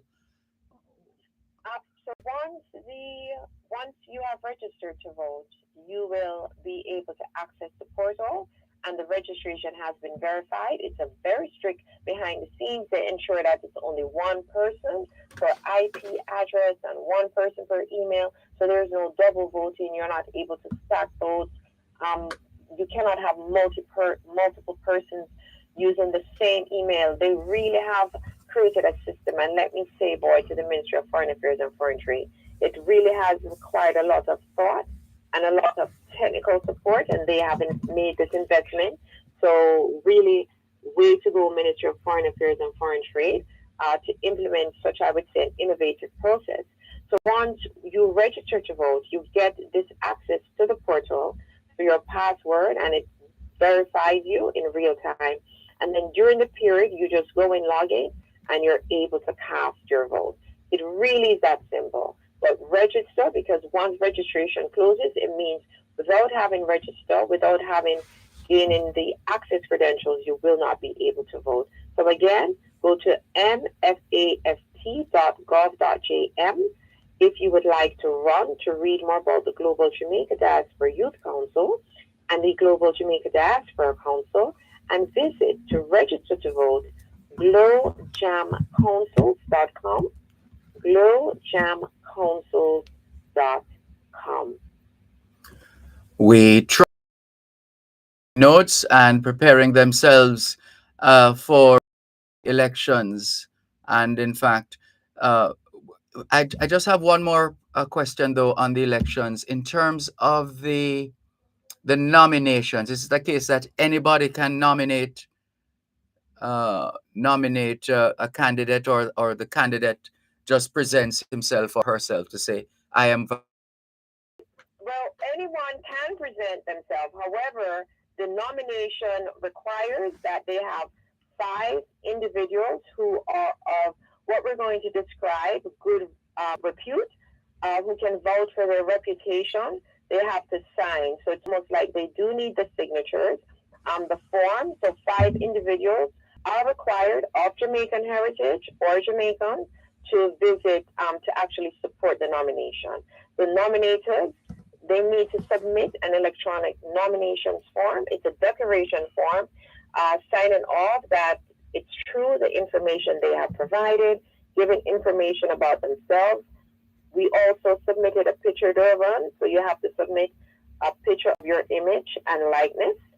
And 5 individuals will have to sign off and give their contact information so that we can verify the nomination, the electoral committee.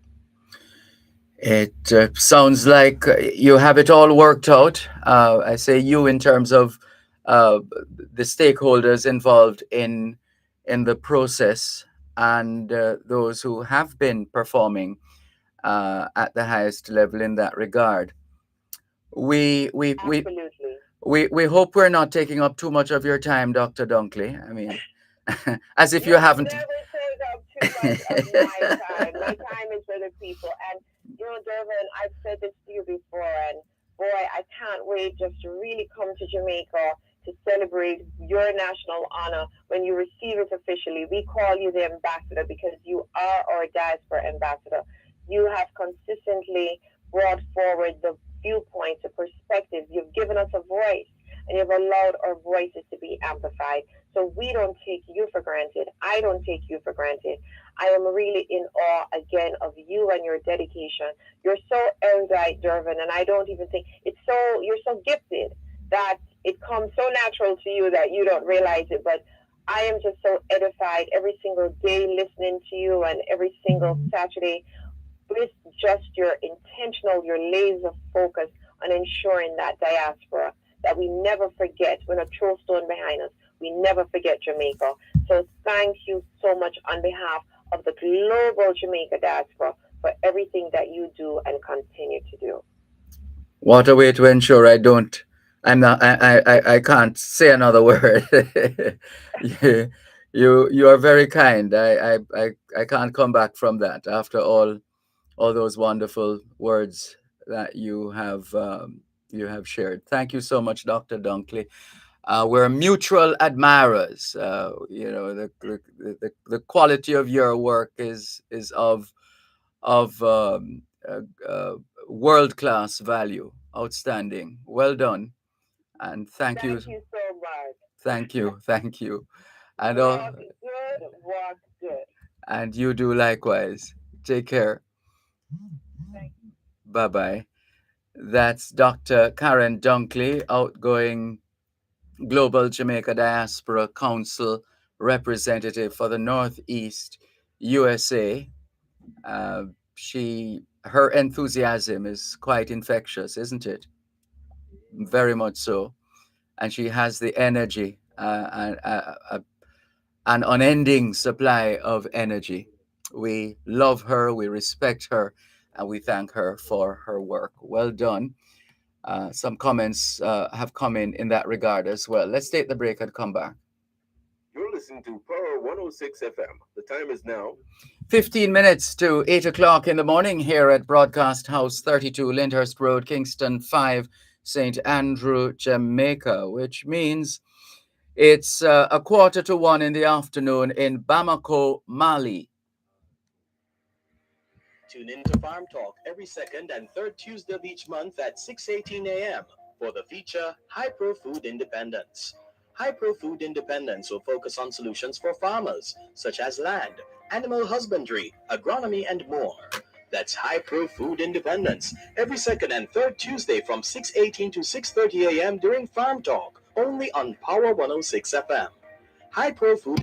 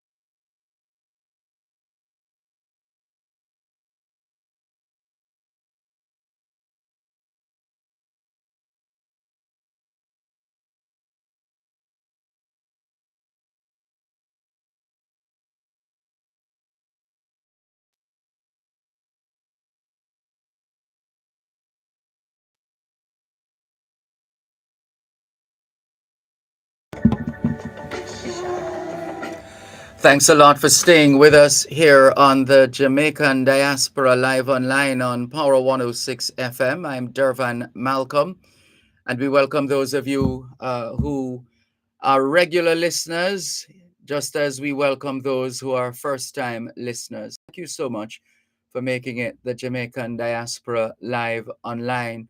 Thank you very much, Michelle Tuller Neal, for your kind compliment. Thank you, and all the very best.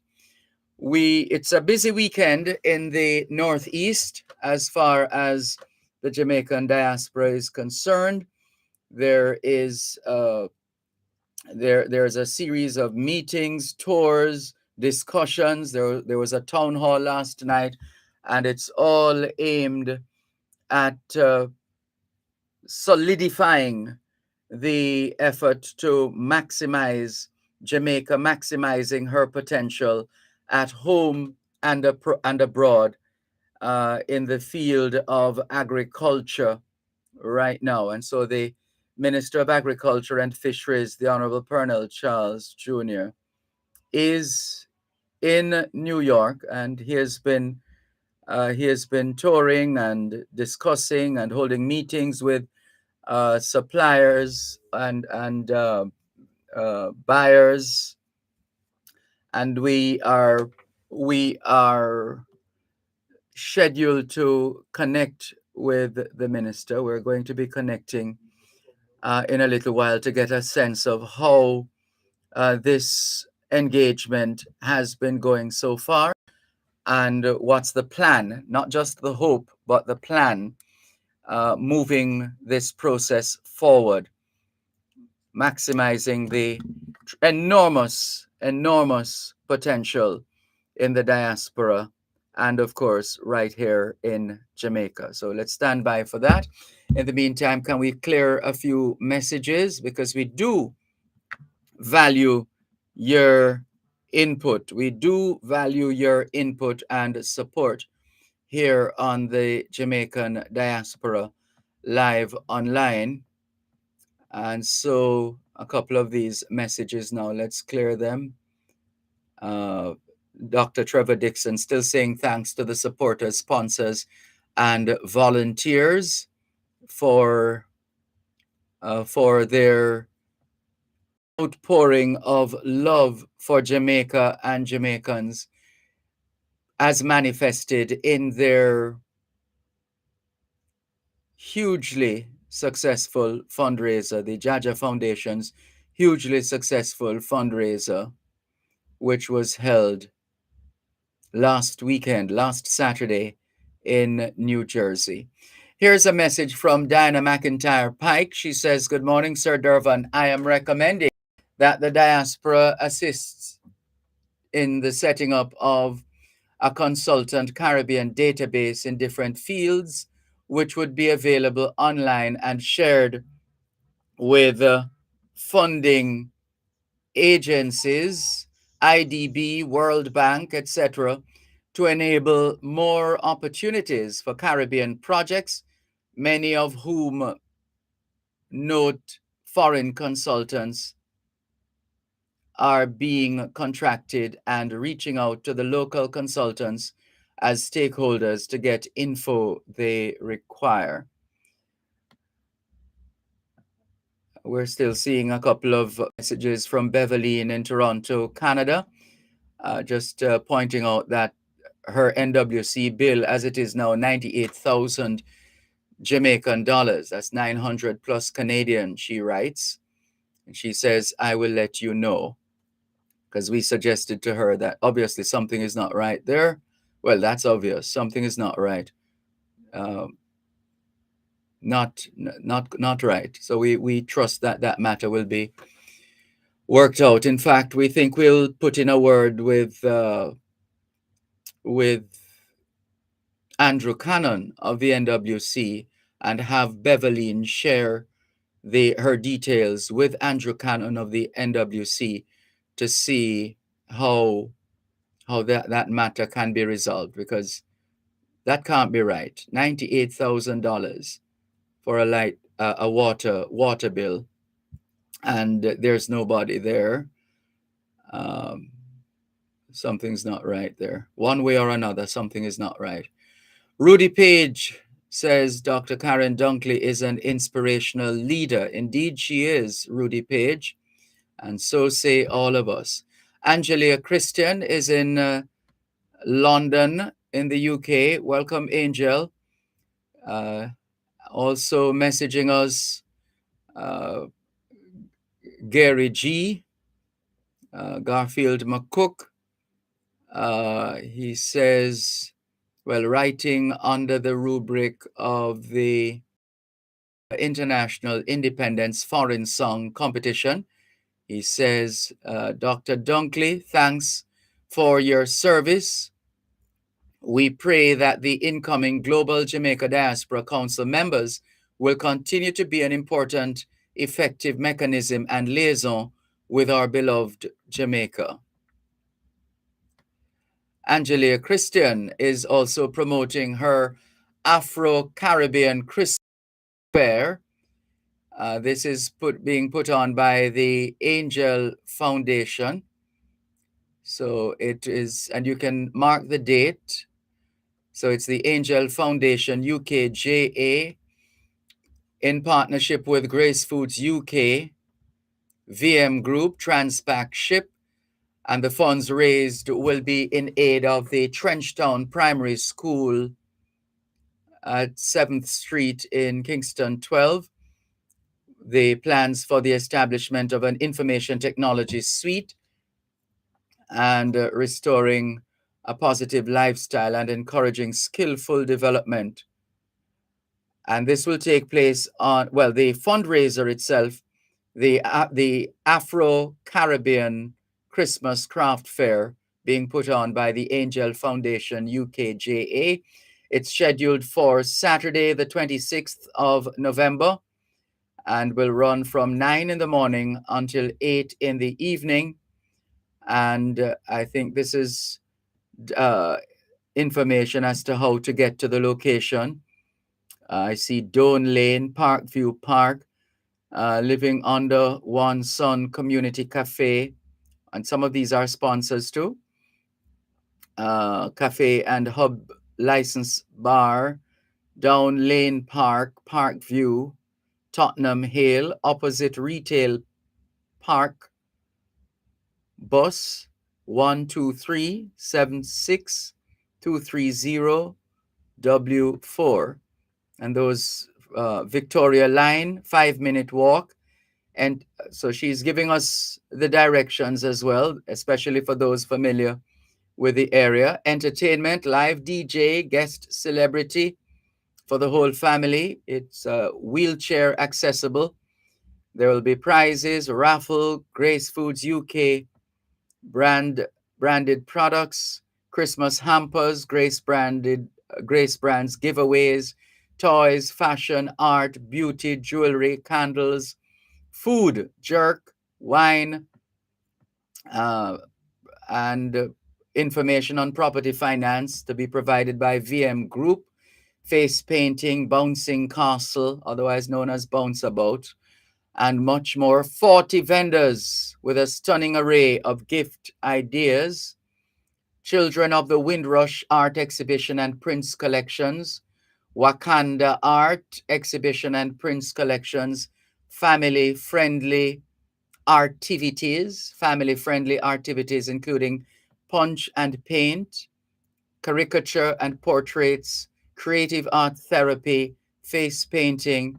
And if you need more information, you can go to Eventbrite, that's EVENTBRITE, and type in Angel UKJA Christmas Craft Fair.co.uk. That's Angel UKJA Christmas Craft Fair.co.uk.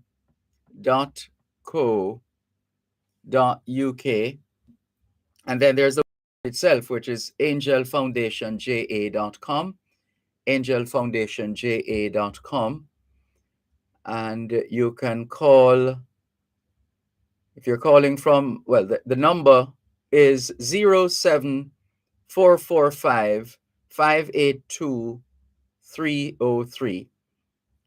That's 07445 582 303. Thank you for sharing all that information, Angel. We trust you will have a successful event. All the very best.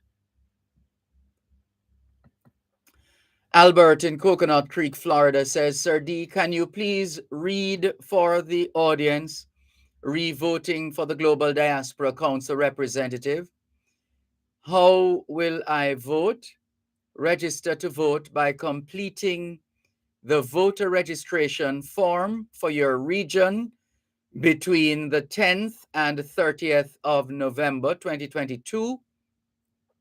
You will receive a voting ballot via email at the beginning of the voting period on December 1, 2022.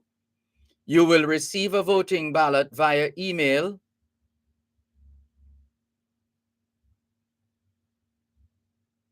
at the beginning of the voting period, December 1, 2022. That's a repeated information. You must complete and click submit on the bottom of the ballot before the end of the voting period. Click submit on the bottom of the ballot before the end of the voting period.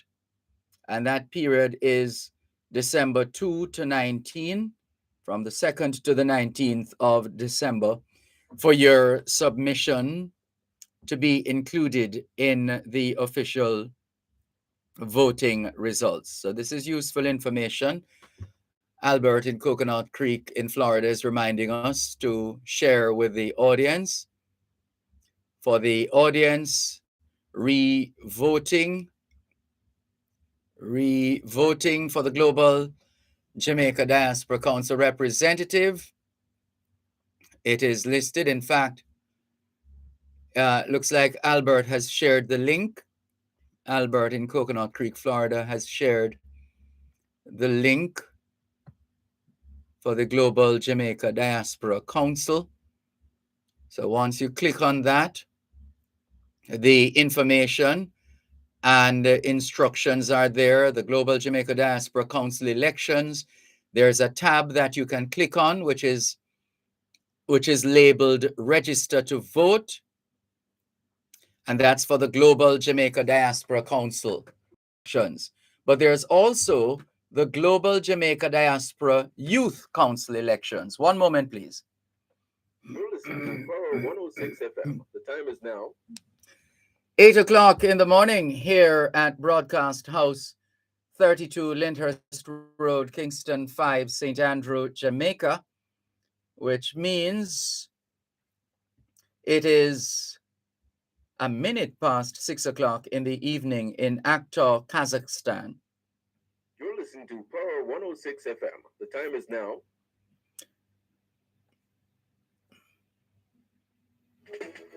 Party dancehall style with a frequency this Saturday. Listen with us from 9 p.m. to midnight for Faith Frequency Dance Hall Can't Stall Party, featuring music mixes by Captain Colin Hines, DJ Xavier, and the Donovan Dakers. That's Faith Frequency Dance Hall Can't Stall this Saturday, live on Faith 95 FM. It's our TV, online at Vox Media, and on Mixcloud at Faith Frequency.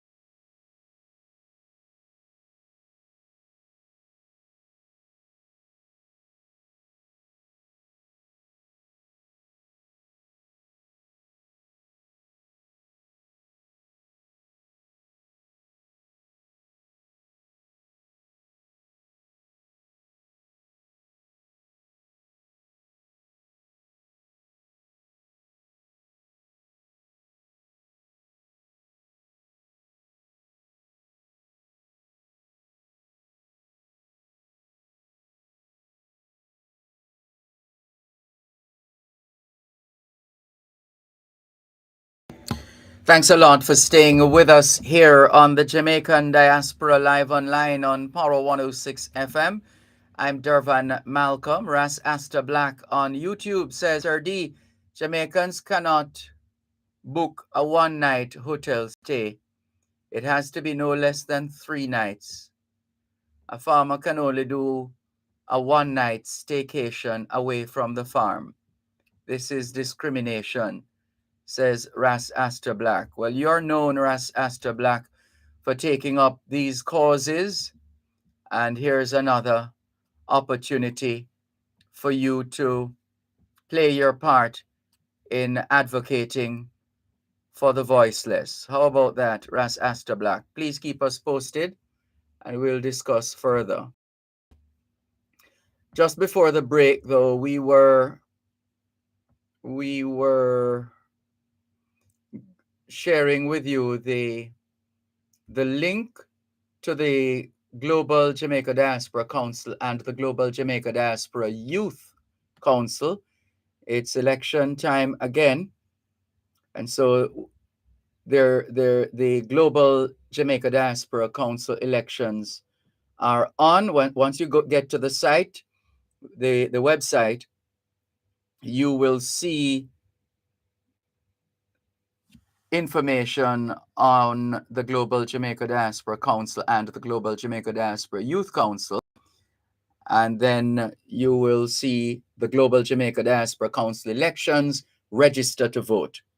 And you can click on that blue tab to register to vote.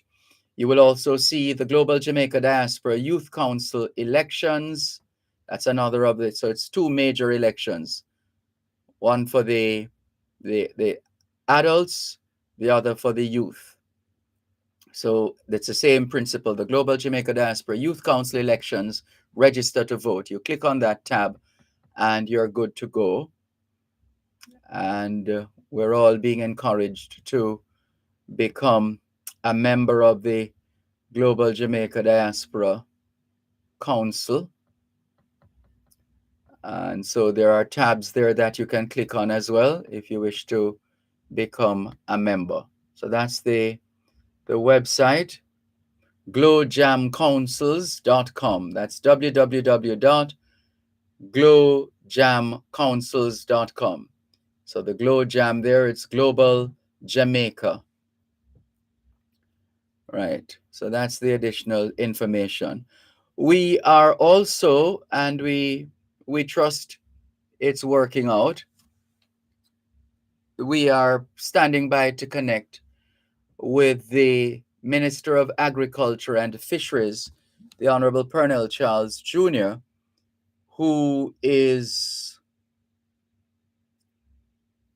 on a tour of the Jamaica Diaspora Northeast, engaging in discussions with stakeholders in trying to maximize or further capitalize on the strength of the diaspora, especially where our food is concerned. So we're standing by to make that connection. It's a collaborative effort, the Jamaica Diaspora Northeast USA, the Agriculturalist, in association with JAMPRO, Minister of Agriculture and Fisheries, Consulate General of Jamaica, New York, and Farm Up Jamaica, presenting Food Security, the Jamaican Perspective, with the Honorable Pernell Charles Jr., Jamaica's Minister of Agriculture and Fisheries. So that town hall meeting focused on marketing, trading, the marketing and trading of Jamaican produce, agriculture investment opportunities, plus updates on the Jamaican economy. So that was at the town hall meeting yesterday, which was held yesterday evening from 6 to 9 at the Consulate General of Jamaica in New York, 767 3rd Avenue. And the included on the flyer that we're looking at here are the Jamaican enterprises, mostly food-related enterprises that are featured: Beverly's Home Healthcare Inc., Dare Broad, Street Hype, JamaicanFood.com, Firebun, Country Kitchen Cuisine, Freckles, and there are other sponsors on board as well. So that was the town hall. Also yesterday, between 8:30 a.m. and 10:30 a.m., there was a breakfast meeting. There was a breakfast meeting involving importers of Jamaican produce. And that was at the Simpson Restaurant and Bar, 673 Atlantic Avenue, Brooklyn, New York. And then from midday until 3 o'clock yesterday afternoon, there was a factory tour. That's a tour of the Golden Crust, the Golden Crust manufacturing operations at 3958 Park Avenue in the Bronx in New York. And today, in fact, any moment now, there's a market tour scheduled for 8 o'clock to 10 o'clock this morning. 8 to 10, a market tour of Caribbean Depot Gito Farmers Market. And that's at 38 Brooklyn Terminal Market in Brooklyn, New York. So that's a market tour, 8 a.m. to 10 a.m., Caribbean Depot Gito Farmers Market, 38 Brooklyn Terminal Market, Brooklyn, New York. And later on this evening, there will be a reception in honor of the minister, and this will be at Day Abroad Village, 12 Park Street in Brooklyn, New York. And then on Sunday, that's tomorrow, from 4 p.m. to 9 p.m., the Minister of Agriculture and Fisheries, the Honorable Pernell Charles Jr., will be the guest speaker at Panache's 8th annual fundraising gala. And that's at 14414 243rd Street in Queens, New York. So it's a busy weekend, and we are anxious to see what will come out of this engagement by the Agriculture Minister. And we look forward to Jamaica and the diaspora benefiting in that regard. So we're on standby, expecting at any moment now to connect with the minister. But while we're standing by,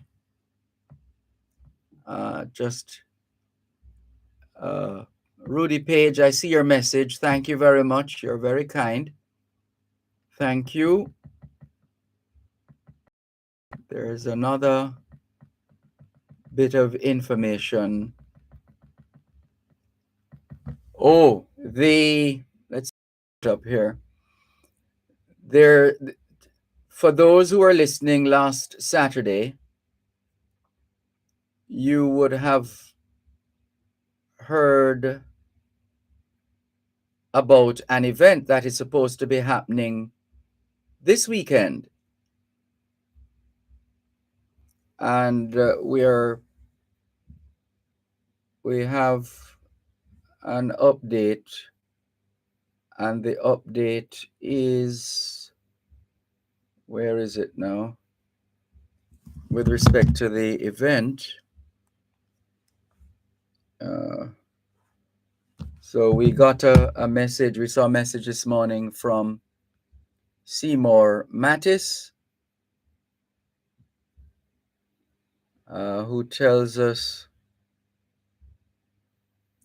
well, essentially due to circumstances beyond their control, the JET UK, and JET stands for Jamaica Education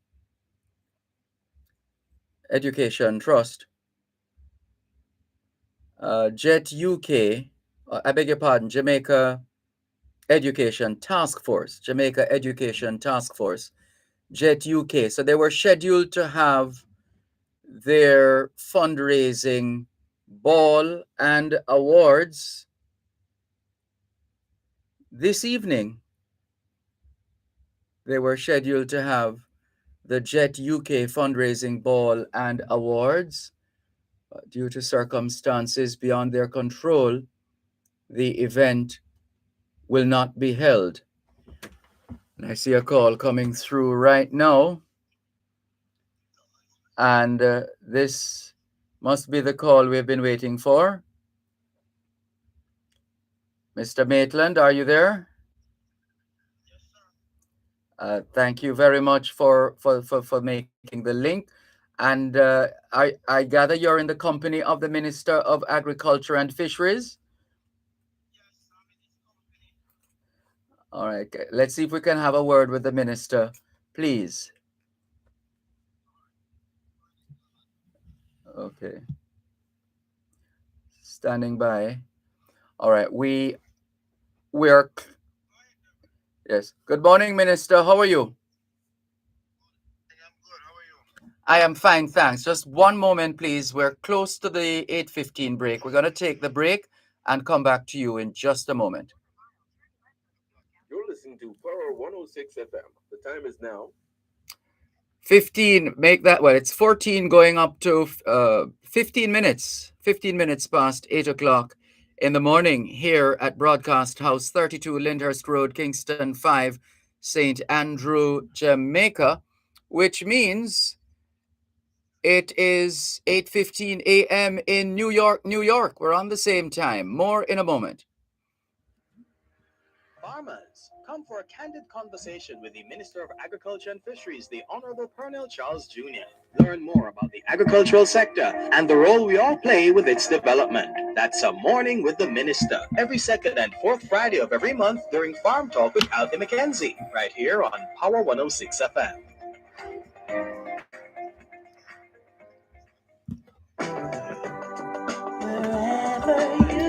Thanks a lot for staying with us here on the Jamaican Diaspora live online on Power 106 FM. I'm Dervan Malcolm.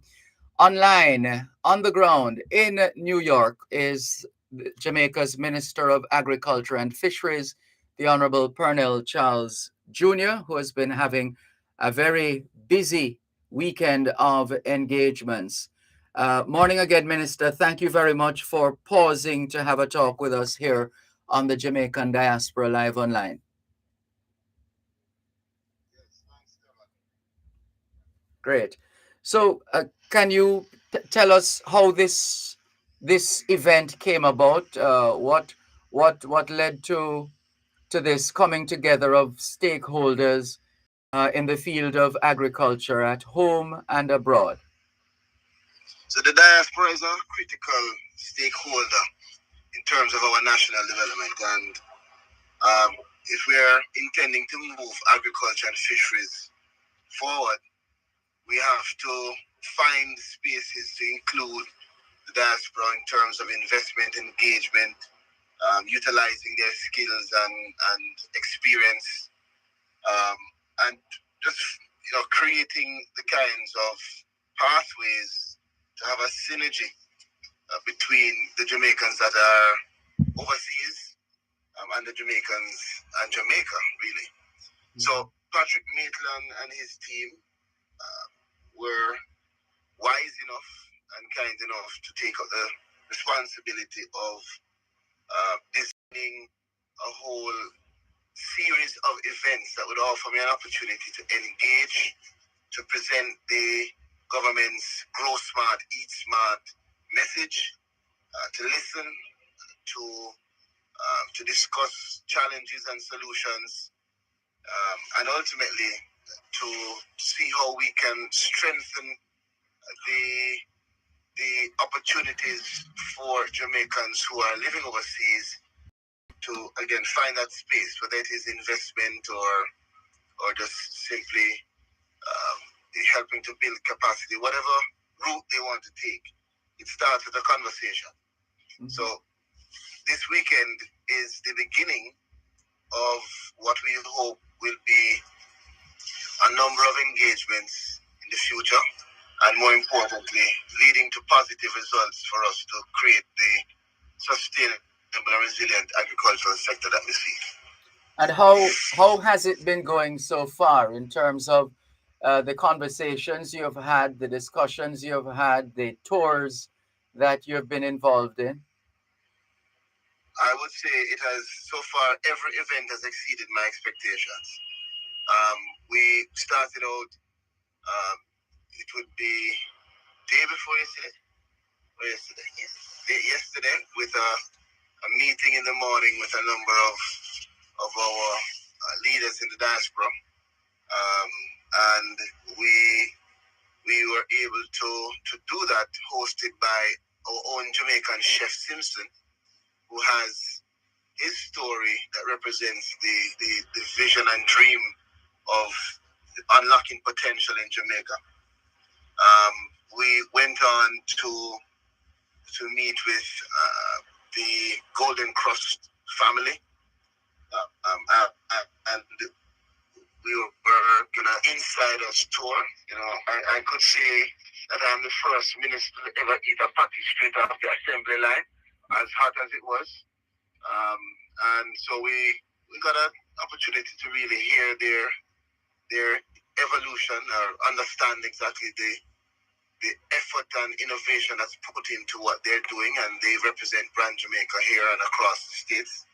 And then we ended the day at a very interesting and I'd say engaging town hall at the consulate with the Consul General and the Jamper team with Shane and Vivian and Rochelle and other persons, other diasporans who came out to give their support. Dr. Dunkley and the Northeast Jamaica Diaspora team, Neil from Farm Up Jamaica, and of course Patrick Maitland and his production team that put this together. So we were there, we had a full house, and a lot of engagement, a lot of questions, a lot of recommendations, and most importantly, we had our Jamaicans and friends of Jamaica, I would say, committing themselves to giving their support.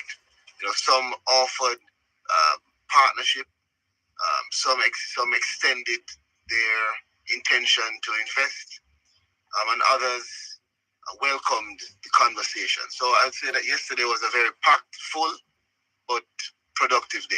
Yes.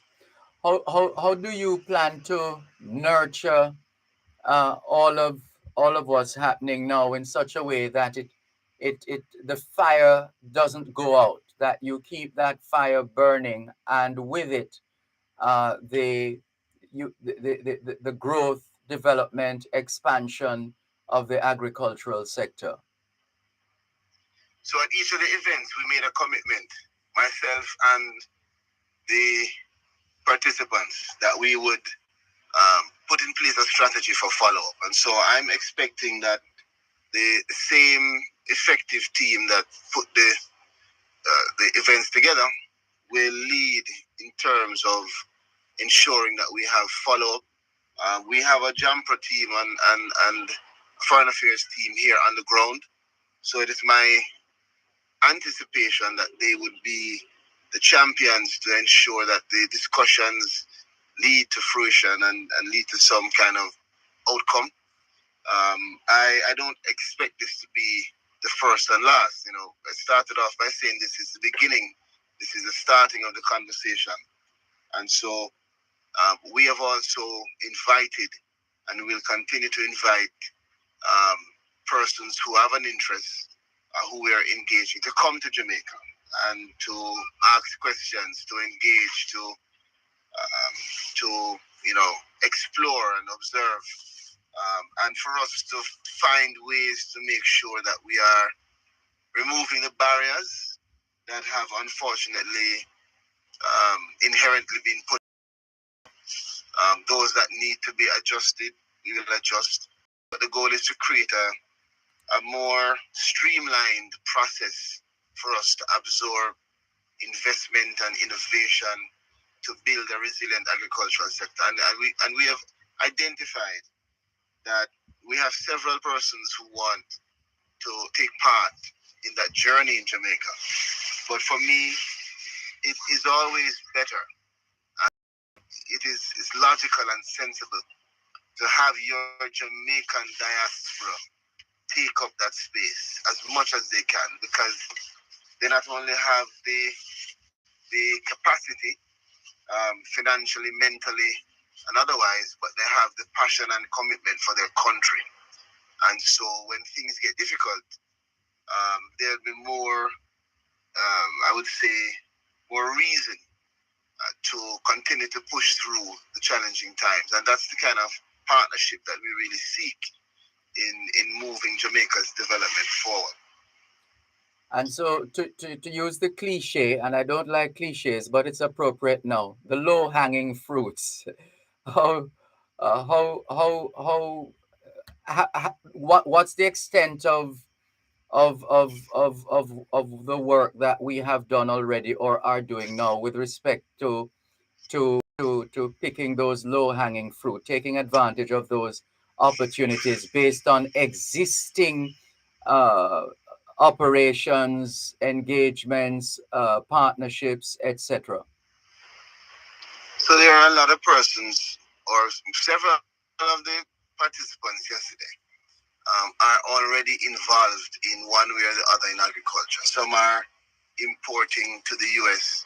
Jamaican products. and some have farms in Jamaica and some have land in Jamaica and want to start farming. So our responsibility now is really to connect the dots and to create opportunities for people to be facilitated by getting them in touch with the right agency, ensuring that we are creating an enabling environment, an environment that creates a safe space for them to invest, and doing whatever we have to do to continue to improve production with a view and in the context of improving efficiency. That's really the essence of the Grow Smart, Eat Smart. We want to get better operations in farming and fishing so that we can not just grow more, but we can grow more efficiently and connect that to a healthier, more constructive society and people. And we believe that that's the pathway to have a sustainable development projections in Jamaica. We want growth, we want development, but we want it to be maintained and sustained. And agriculture will be the backbone, the shoulders for our country to stand on if we're going to have sustained development and growth in the country. And a synergy, I don't know if it currently exists, but a synergy between the Ministry of Agriculture and Fisheries and the Ministry of Health and Wellness. Because when you listen to the report or read the report from PAHO, Pan American Health Organization, the diabetes crisis is real here in Jamaica. And there's a feeling that we have to do more to provide the kind of food that is not just healthy or good for us, but importantly, the kind of food which we can afford, which most, if not all, of our people can in fact afford, because that's another point. People say, well, if I'm going to eat healthy, it's going to cost me more because it's cheaper to just buy this as opposed to buy that. So there is that as well in terms of the individual choice. But surely a synergy between health and agriculture and fisheries could yield even more fruits, don't you think?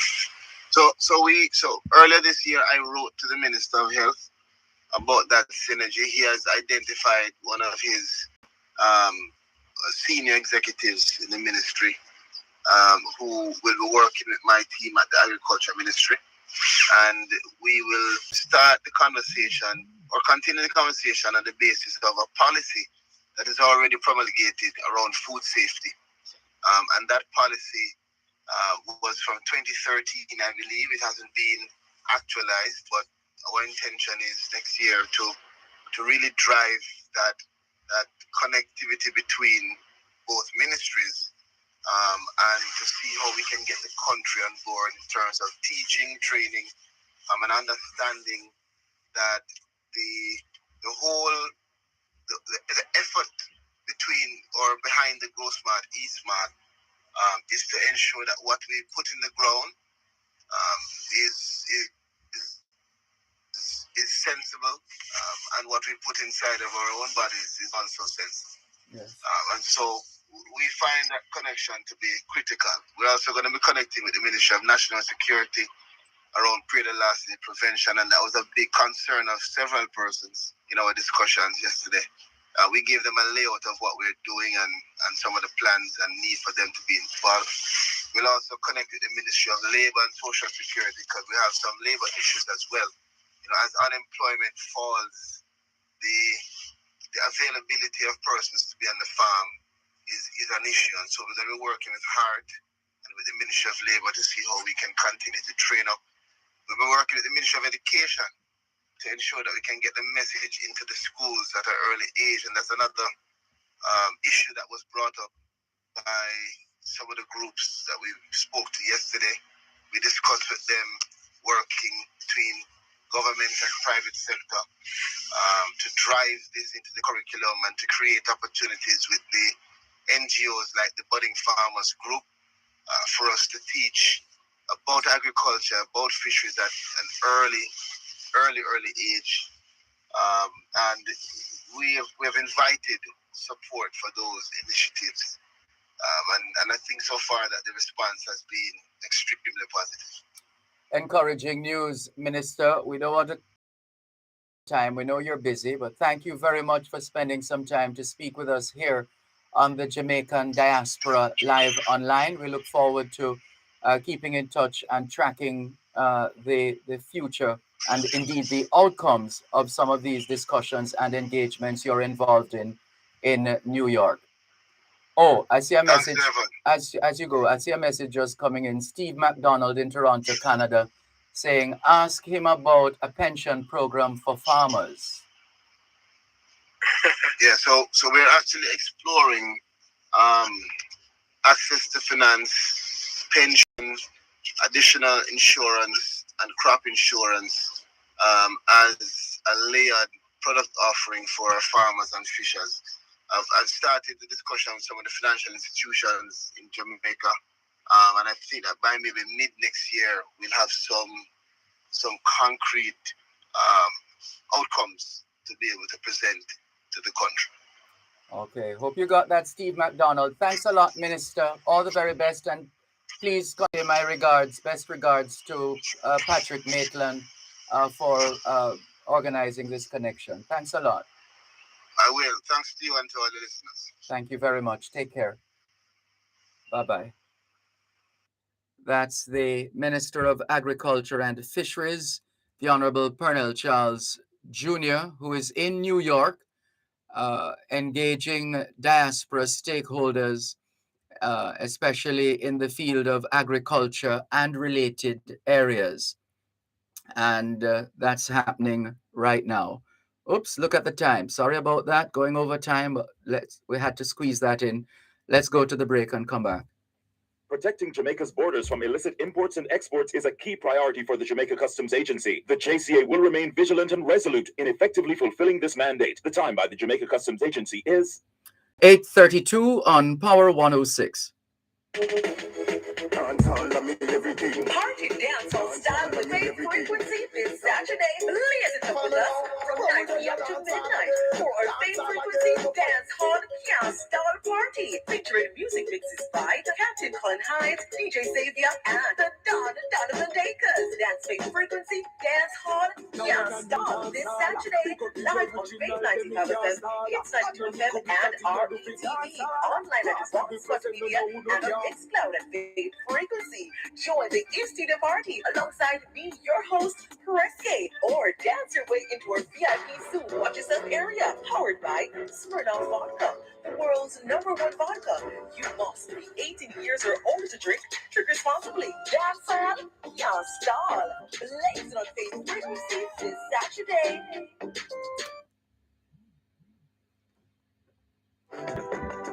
Wherever you go. In tribute to Jamaicans in the diaspora, wherever you go, you shine. You make us proud. Despite our challenges at home, you never give up on us.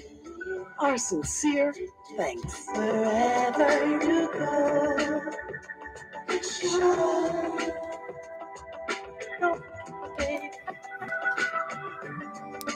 You need to know. Shine.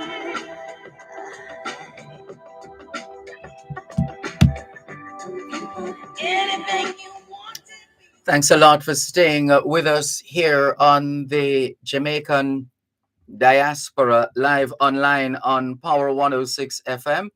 I'm Dervan Malcolm, and we're changing gear now. We're going to have a word with a lady who has been so gracious over the years in making the time to speak with us here on the Jamaican Diaspora Live Online, and also both sides of the story on Power 106 FM. She's a political advisor, and we thought we'd get a word from her this morning, considering we're on the heels, essentially, of the midterm elections in the United States of America.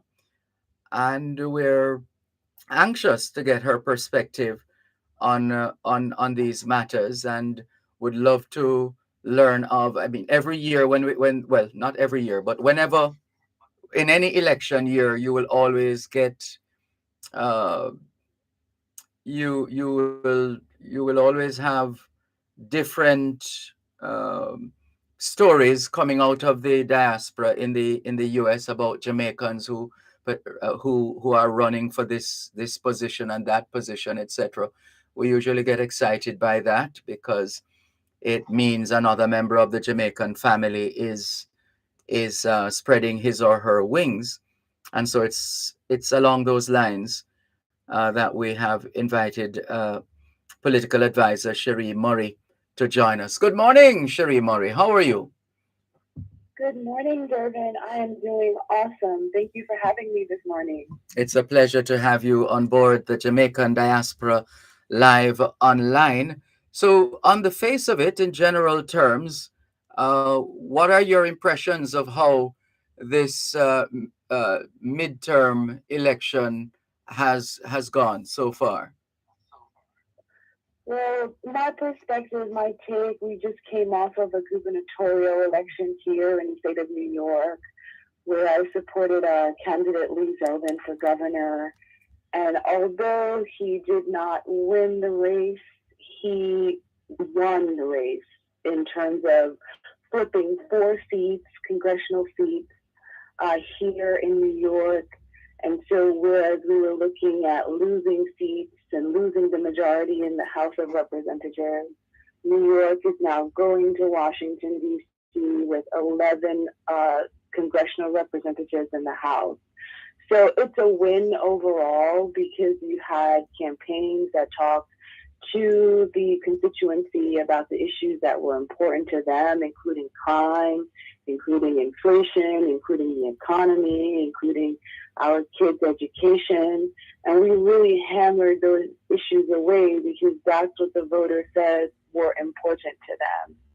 So it's an exciting time as we're coming down from this gubernatorial election and having captured 4 congressional seats going from blue to red. It just shows that if we put in the hard work and if we work really hard and engage the voters on the issues that are important to them, we can continue to chip away and build a stronger House of Representatives and possibly pick up more seats here in the state. Mm-hmm. To what extent have you encountered other Americans of Jamaican roots or Jamaican connections as you've been engaging in different discussions, conversations, and interactions? Well, civic engagement is crucial, and I've been a state committee leading here in Southeast Queens, or I was state committee leading in Southeast Queens for many, many years. I now sit on a county, a committee of the Republican Party here currently.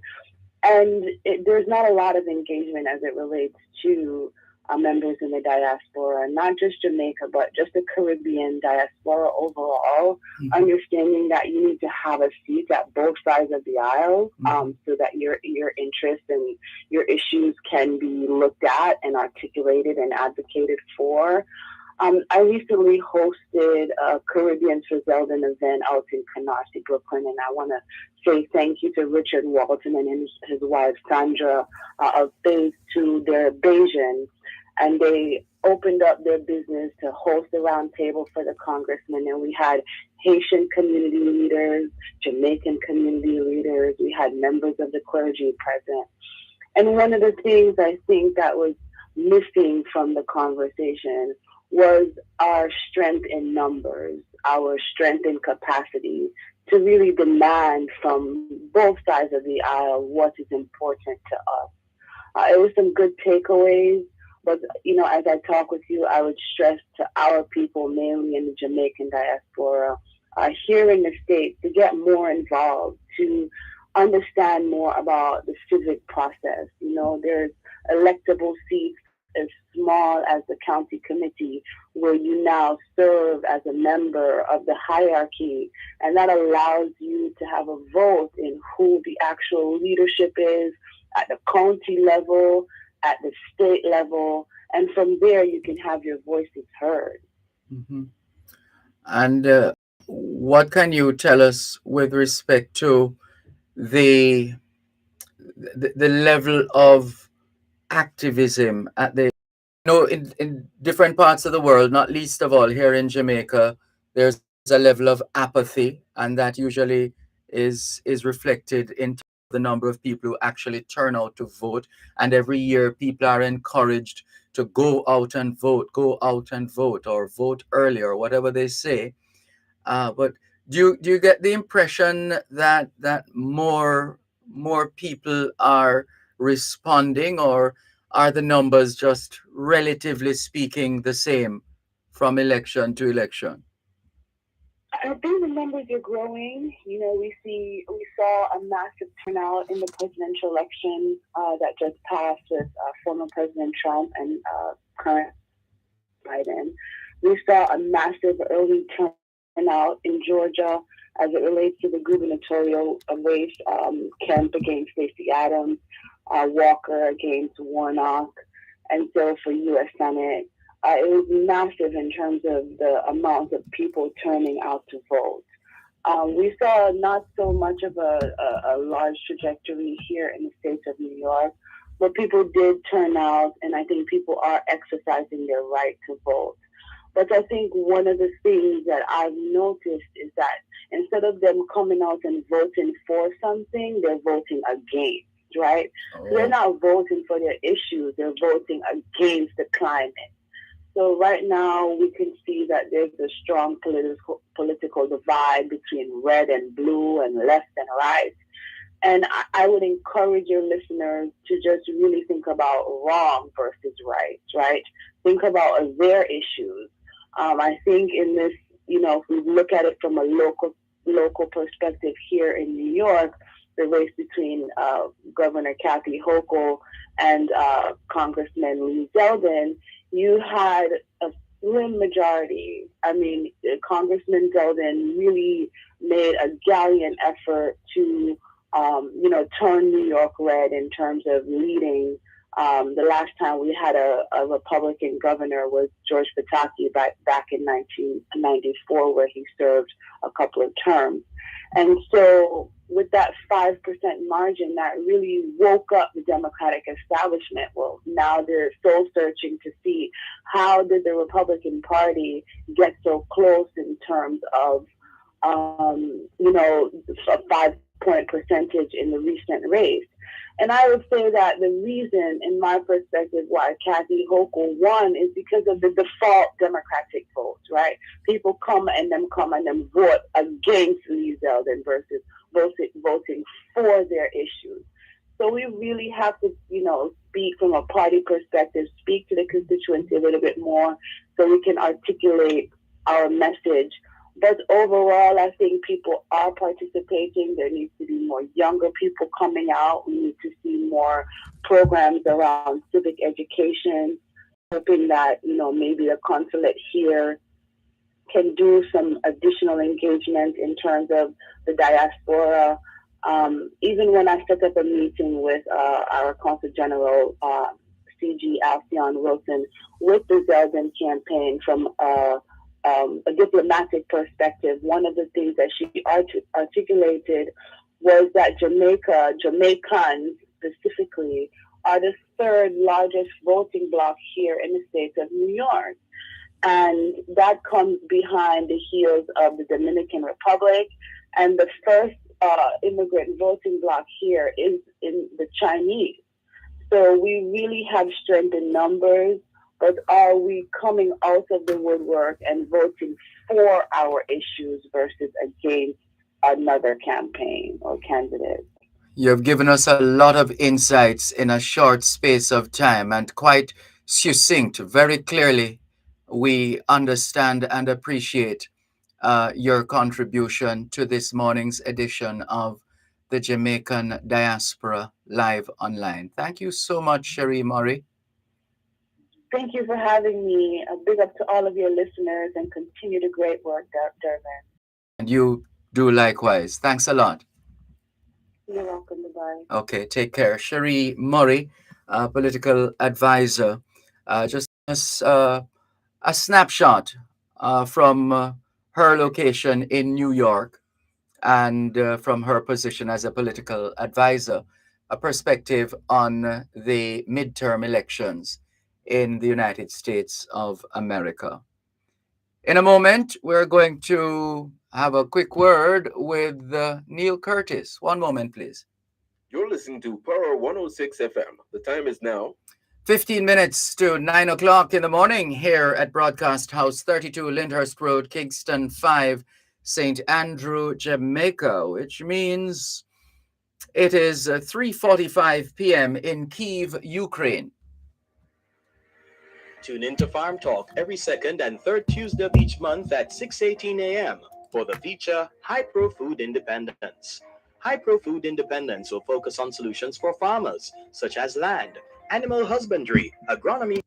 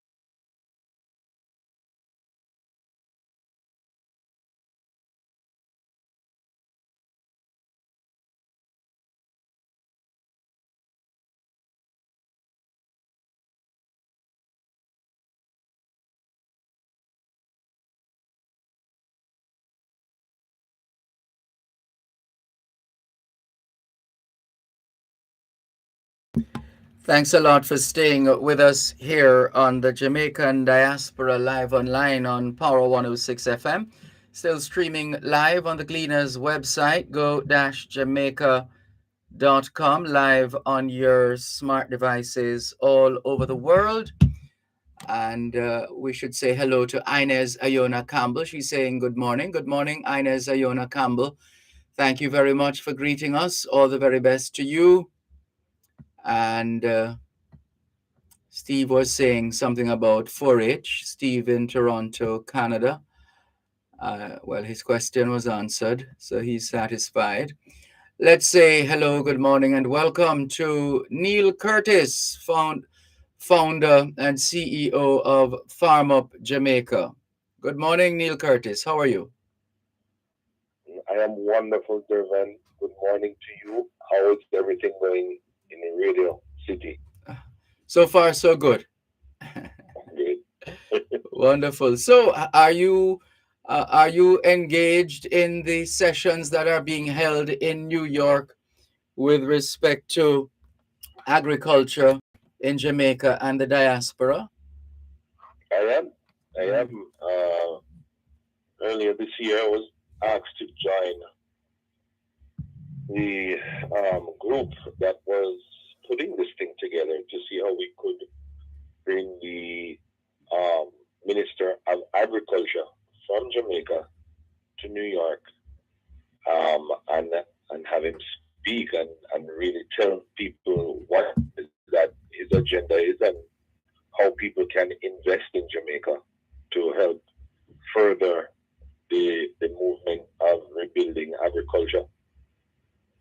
How do you see Farm Up Jamaica's role in all of this? Well, I believe that the principle and the main part of Farm Up Jamaica that I would love to embellish is that we have been able to transfer or transform, I should say, the lives of young people. Right? When we first got to Jamaica, before we left the US to do Farm Up Jamaica, everyone said that our biggest challenge would be the youth, because they said the youth, the young people of Jamaica do not want to work. They are lazy. You're not going to be able to do anything with them. And what we did was we transformed, hundreds, we're talking 700 or 800 people to this day, into sustainable organic agriculture. And in many cases, those young people are their own business owners at this point. They own their farms and are doing their own work, not for anybody but themselves. Mm-hmm. Well, what's the difference? How is it you were able to get to get them to shine that light that they have inside, as opposed to keeping it under a bushel? And I think that just the simple things like encouragement, labor, and being able to engage with people and listen to their ideas and take direction from them in many cases, instead of trying to force them to do things that they don't want to do, but more so engaging them as if we were engaging an adult. I think that young people have a voice and it needs to be heard. I think that the philosophy that Jamaicans live by, and I don't know who created it, but that whole idea of children are to be seen and not heard is something that needs to be retracted in Jamaica. Mm-hmm. Yes. We were able to, again, and we still continue to, I should say, transform young people. And I'm talking ages somewhere between 16 to 22, 23, 24. Transform those persons into the new agriculturists of Jamaica, because who else are you going to pass that baton to? Good point. These farmers now are 80, 70, 60, years old. Mm-hmm. And, if there's no one to give this trade to, then how are we going to feed ourselves in the future? We're going to be reliant on imports because you don't have a workforce. Forget about agriculture. If you have no one to carry it out, how is it going to get done? Yes. So I would say that's the major part that I think Farm Jamaica is playing. They're learning the rules of engagement with the younger generation. And I think that is probably the most primordial part of what it is that we've accomplished in Jamaica. I believe that, secondly, the techniques that we have come up with to advance agriculture, was what we call sustainable, regenerative, climate-smart agriculture. A science that I would say we perfected without going anywhere else to try and figure out what to do, but learning inside of our own bubble how it is that we need to awaken the soil so that the soil can come to the rescue of the seeds that we put in it. Mm-hmm. And reducing the time to grow plants, in sometimes 30 days less than the time that a plant is supposed to come in. We're getting a full-size crop, and I mean full-size. People hear organic agriculture and automatically feel that it's going to take longer and crops are going to be small.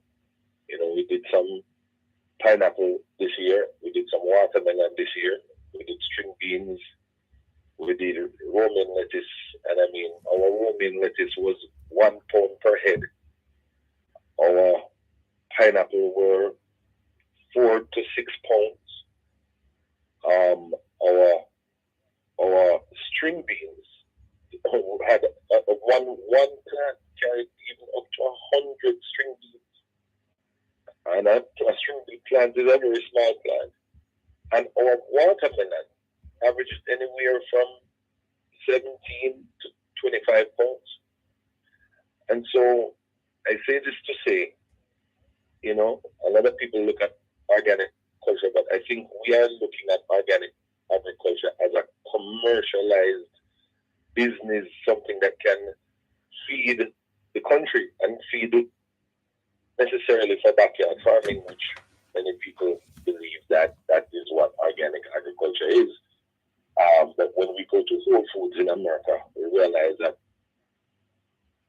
organic agriculture is something that is being produced in abundance. And so, I think we've learned a lot throughout what we've been doing in Jamaica, and I think now it can be transitioned into a larger stage, a broader atmosphere, and I think we still have some good work to do now that we're scaling, and that's the future of Farm of Jamaica. We're scaling our model. What does that look like?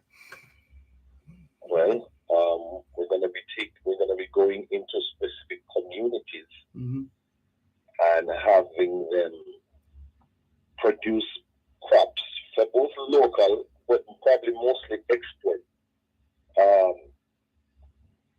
and making these sustainable communities sustainable. Making these communities sustainable, I should say. And so, creating livelihoods for people in those communities, giving people options to not necessarily have to do crime in order to live, but now see a viable way out of the situation. And this is how and what Farm of Jamaica was designed to do, to help reduce crime and poverty by creating opportunities, and again, helping to reduce the importation and increase exports by allowing the people to be the engine behind the success of Jamaica. Yes. Right? And I think that ultimately we will be able to have some good GDP indicators, and that's the future. And I think that is how we are able to, even last night, I was able to go up and speak about what it is that we have done and how that can help to transition the future of agriculture in Jamaica. We plan to have a Zoomathon on, which is a Zoom meeting. We're just organizing now, but it's on November 29th, 2022, which is Giving Tuesday. We're gonna have a forum online, and we're inviting, some entertainers from Jamaica. We're still working on the confirmation of those entertainers, but some of the entertainers have their heart rooted in agriculture, no pun intended. But so we plan to engage them, and some of these are popular entertainers. I can't say who yet, as we are still confirming. And then now we have a whole itinerary of fundraising opportunities and things that we're going to be doing in the year to come. Looks like we're going to have another episode where we can give you some more time. And this has always been the case with Farm Up Jamaica. The time is never enough, is it? Well, as we're growing. We're growing. All right. Just enough time for you to leave those contact details as usual for those who'd like to get in touch with Farm Up Jamaica, please. So if people want to be a part of this growth process of Farm Up Jamaica, you just have questions, you can reach us at 516-376-1626. Again, that number is 516-376-1626. 1626. If you're in Jamaica, the number is 876-592-5992. Again, 876-592-5992.